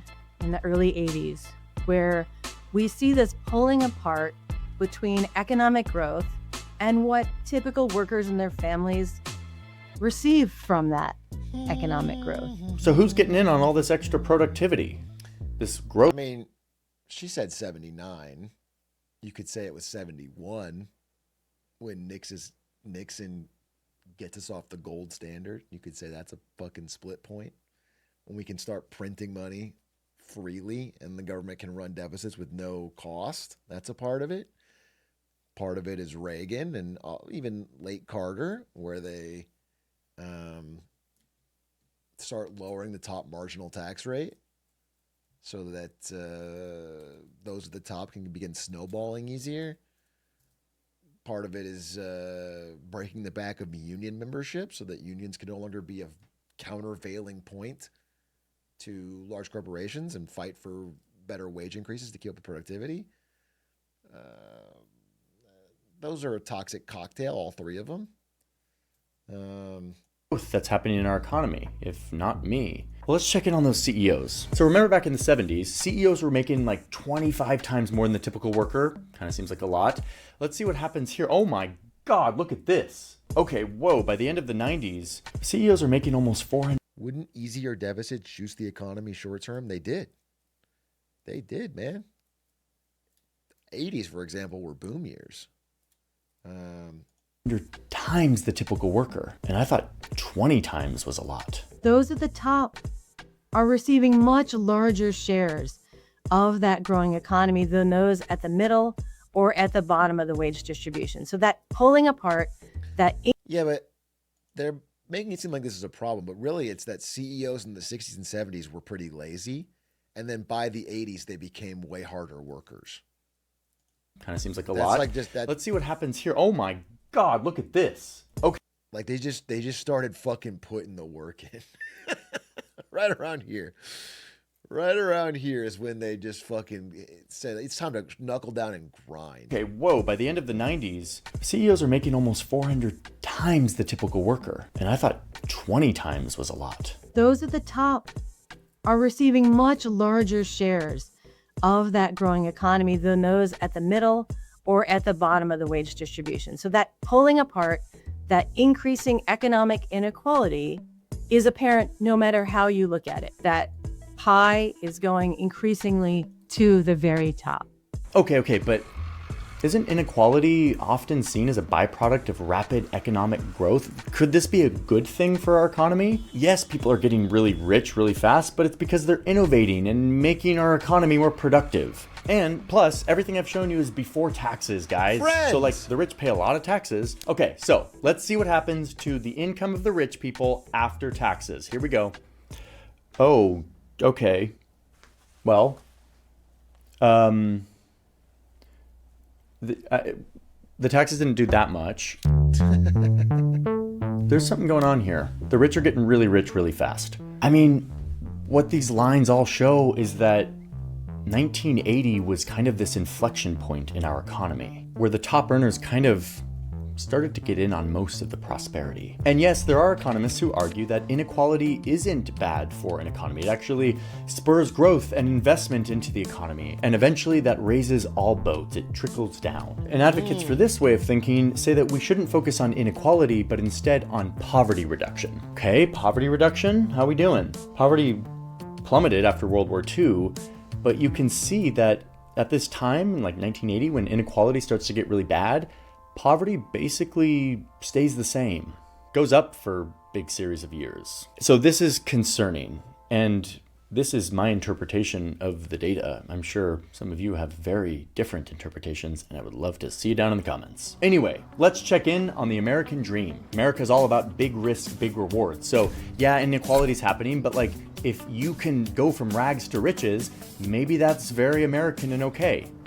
If I was born in the 1970s, I'm now an adult in the 1990s, and the data says that 59% of us born to the middle income will out-earn our parents. Okay. So that means that The 40% Matrix! of my peers here in the middle income will earn the same or less than their parents, even as we are seeing all of this economic growth. I mean, you can see this trend here. The American dream of being able to move up the ladder is becoming less and less a reality for a bigger and bigger portion of the population. Okay, so that was a big change from all the trends. Let's see what happens next. People assume that time is a strict progression of cause to effect, but actually it's more like a big ball of wibbly-wobbly, timey-wimey stuff. Okay, we're moving into the new millennium. America's fighting a couple of wars. The economy's actually doing pretty well until, whoops, whoa. The bankers got a little loosey-goosey for a couple of years, making obscene amounts of money and crashing the entire world economy. But okay, let's move on from the biggest recession of our time. We're arriving to the 2010s. Okay, this is a world Zoomers, that most of us are familiar with. Let's see how the median income Toy earner Story 3. fares. I don't work in a Trump factory and anymore. Hillary. All of those jobs have dried up and been shipped to Asia. So I now work as a middle manager at an insurance company, and my household income is $81,000 a year. Which is, wait a minute, same as 1997, but wait, during this same 13-year period from 1997 to 2010, the economy grew by this much. I mean, that line's going up. The economy's making more stuff, there's more prosperity. Even when you adjust for inflation per capita, the economy grew. There should be more to go around. But my household pay is the same as it was 13 years previous. Why? Well, we'll see in a second, but first, let's talk about my house. I always love talking about my house. Look at this beauty. I can still afford a house. In fact, here in like post-recession America, housing prices are actually pretty low. The bubble burst. Interest rates had to go down to stimulate the economy, and so home purchasing was actually pretty accessible for a few years. But don't worry, housing prices will be back on the rise in a second. I'm hoping And in fact, they'll start rising faster than my income, making housing less and less affordable. And homeownership still seems to be available mostly for certain groups, and not as much for others. In fact, that hasn't changed much since the segregation days. Meanwhile, I think I know what's gonna happen to this graph. Yep, the rich are just getting richer faster than my income is going up, and my income's kind of stagnating. Okay, what about the CEOs? Did they pay a price for the big bubble person? Nope, they didn't pay. I mean, they kind of did up and down, but they're still, by the end of the decade, getting paid hundreds of times more than me. Maybe they think they are hundreds of times more productive and they deserve it? Definitely. I mean, you get the point on the inequality stuff. This is what we've been hearing about for a long time. All of these graphs have the same shape. This great divergence that happens in the 80s, where the economy is growing, but the wages for the average person just kind of flatten, while the top earners just sort of get in on all of that prosperity. Okay, but the American dream, you can climb the ladder, right? So if you're born in the 1980s, which I was, you're now an adult in the 2010s, and it looks like, for the median earner, the majority of us will earn the same or less than our parents. Yeah, this is a... Wow, it's interesting. It's like right after the boomers. It's the generations right after the boomers when they stop. It's almost like the boomers peaked the income, took over the government, and made every single policy from then on keeping their assets and their wealth going. And then the rest of us are slowly adjusting to an increasingly lower quality of life while they desperately cling on to this fucking earth and all of the hoarded wealth. Problem, and probably doesn't seem fair to a lot of people. But wait, there's hope. Star Trek, Terminator, Time Cop, Time After Time, Quantum Leap, Wrinkle in Time, Somewhere in Time, Hot Tub Time Machine. Hot Tub Time Machine. Okay, I'm back. 2025, that's when I'm making this video. So that's modern day for me. We went through a pandemic, the economy kind of got freaked out for a little bit, and the median income earner actually started to see some gains after years and years of flatlining. So you do see some potential movement here, some hope. But let's get back to the original question that we started this video with. Is the average American better off now than they were back in the 50s and over these decades that we talked about? In a lot of ways, the answer is yes. Especially if you are a woman or not white, then the answer is yes, at least in terms of economic opportunity. But what we've seen on this journey is that the American economy has produced an incredible amount of prosperity and growth over these last 7 decades. And that was shared broadly by all of us for a time. But in the last 30, 40 years, the data is very clear that the fruits of the economic growth these days have not been broadly shared. One group is collecting most of the growth. And I didn't even talk about wealth, like the stuff you just own and how that makes money. We're talking just about income on this. Now, this isn't the first time that we've been in this situation. The top 10% collected almost half of all the income way back in the early 1900s before World War II. But we changed that. Look. And the income starts to be distributed more equally. But this graph... This video is just Capital by Piketty, but for a YouTube audience. That's what this video is. I mean, I talk about this show all the time, so that's fine. It's funny. I think you literally just fucking... Tells the same story. Look, 1980. Boom, here it goes. Summarized it. We're back. We're back to where we were. Now, does this mean that our economy is broken? No, actually. Our economy is not broken. It is working exactly how it was designed to work. And this, and this, and this, and this, it's the result of changes to the rules. That graph is in the book. I know. I talk about this graph all the time. This is like my most referenced graph in 3 years of streaming. I talk about this flat line. This is everything I support, is trying to get this flat line. I think this era is such a fucking anomaly in human history. And it's not just in America. People were like, oh, it's just because America won World War II and they weren't destroyed. And that's why they had it. It's not just in America. This line is flat in these years in the UK and in France and a lot of countries. This is what you're trying to get. This is the policies that you want. There's free markets, there's competition, but there's also a top high marginal tax rate. There's also fucking labor union participation. It's a good blend. And it worked, and it fucking was successful for 30 years. I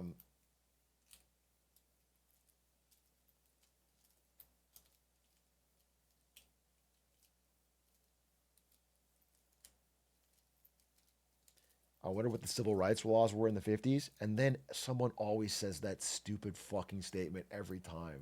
And you make me crash out. You make me crash out, dude. Because you're implying that the only reason income inequality was flat is because they were racist in the 50s. You can do this part. You can do the economic policies this time without the social policies. You don't have to keep the racism, bro. It's not. It's the fucking dumbest response of all time. It's so annoying. You can just do the high tax rate and the fucking... Like, this did work. The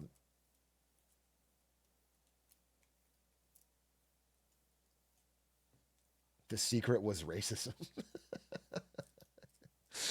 We just have to bring back the racism, bro.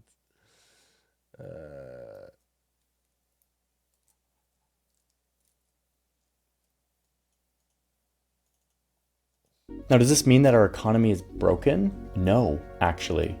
Our economy is not broken. It is working exactly how it was designed to work. And this, and this, and this, and this, it's the result of changes to the rules, policies that end up determining who gets the money and who doesn't. These policies are made by people that we elect.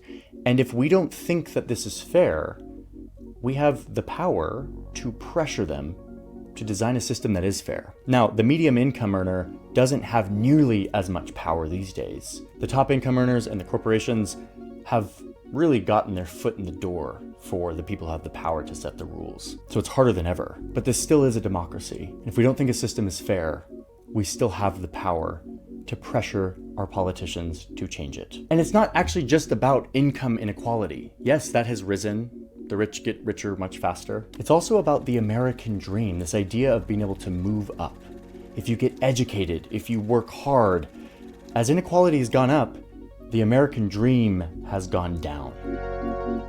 These graphs are built on robust data, and this is the story that it tells. The rungs of the economic ladder have gotten wider and wider apart. And that American dream, ironically a term coined by a rich investment banker born into a rich family in New York City, that dream is looking more and more like a myth.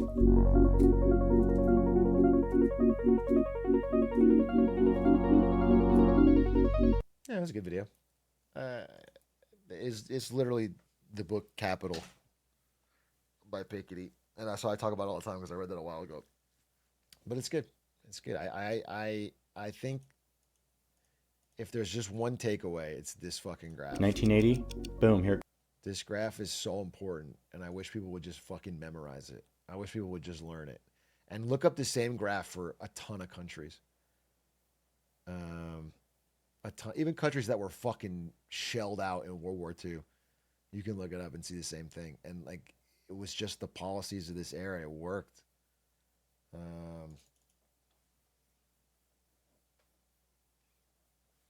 If you love the graph so much, why don't you marry it? I am already taken.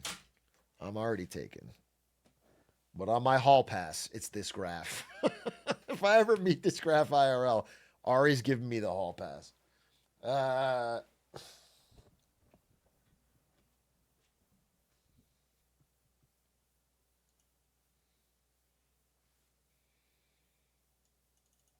Anyway, it truly is like that graph is so core to my philosophy. There's how I think and what I think is important and the people I want to vote for. And because, again, if you read like The Great Leveler or other things, this period, this flat period, it doesn't exist like anywhere, ever. To have 30 years of flat income inequality, this doesn't happen in the world. Humans never have this. It was such a beautiful mixture of things.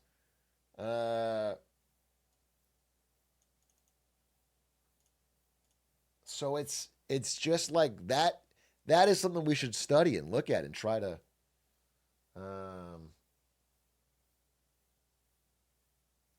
It's all streamers or it's woke. Yeah, true. You're right. Then civil rights had to ruin it all. Womp womp. There's this beautiful era before civil rights. That was what fucking destroyed it. Yeah, no, good point.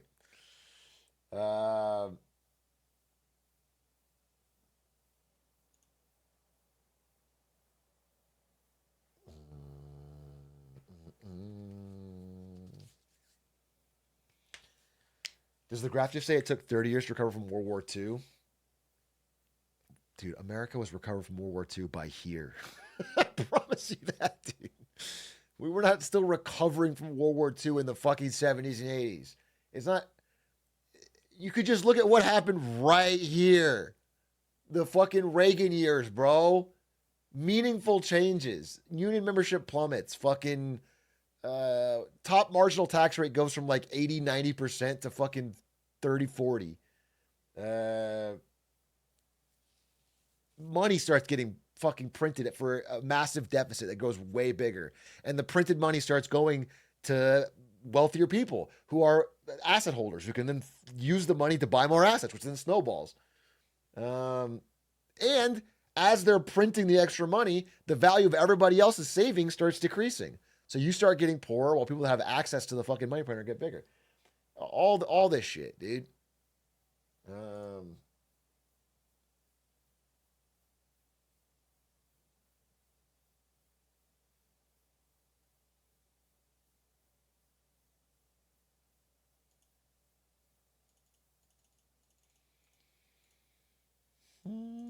Anyway, that's it. Chat, that's probably it for me today. Yeah, it's 11. I'm going to go hang out with Ari. Thanks for watching W Stream. I'll be back on Monday with ideally a presentation. I might do a Sunday Small. I'm not promising anything, but I might do a Sunday Smallville tomorrow night after I play basketball. Like, I do want to watch it, so it's not that crazy. I might. Yeah, TBD. It depends on when I get back from basketball, but I think that'd be fun. Anyway, good night. Thanks for watching. Goodbye.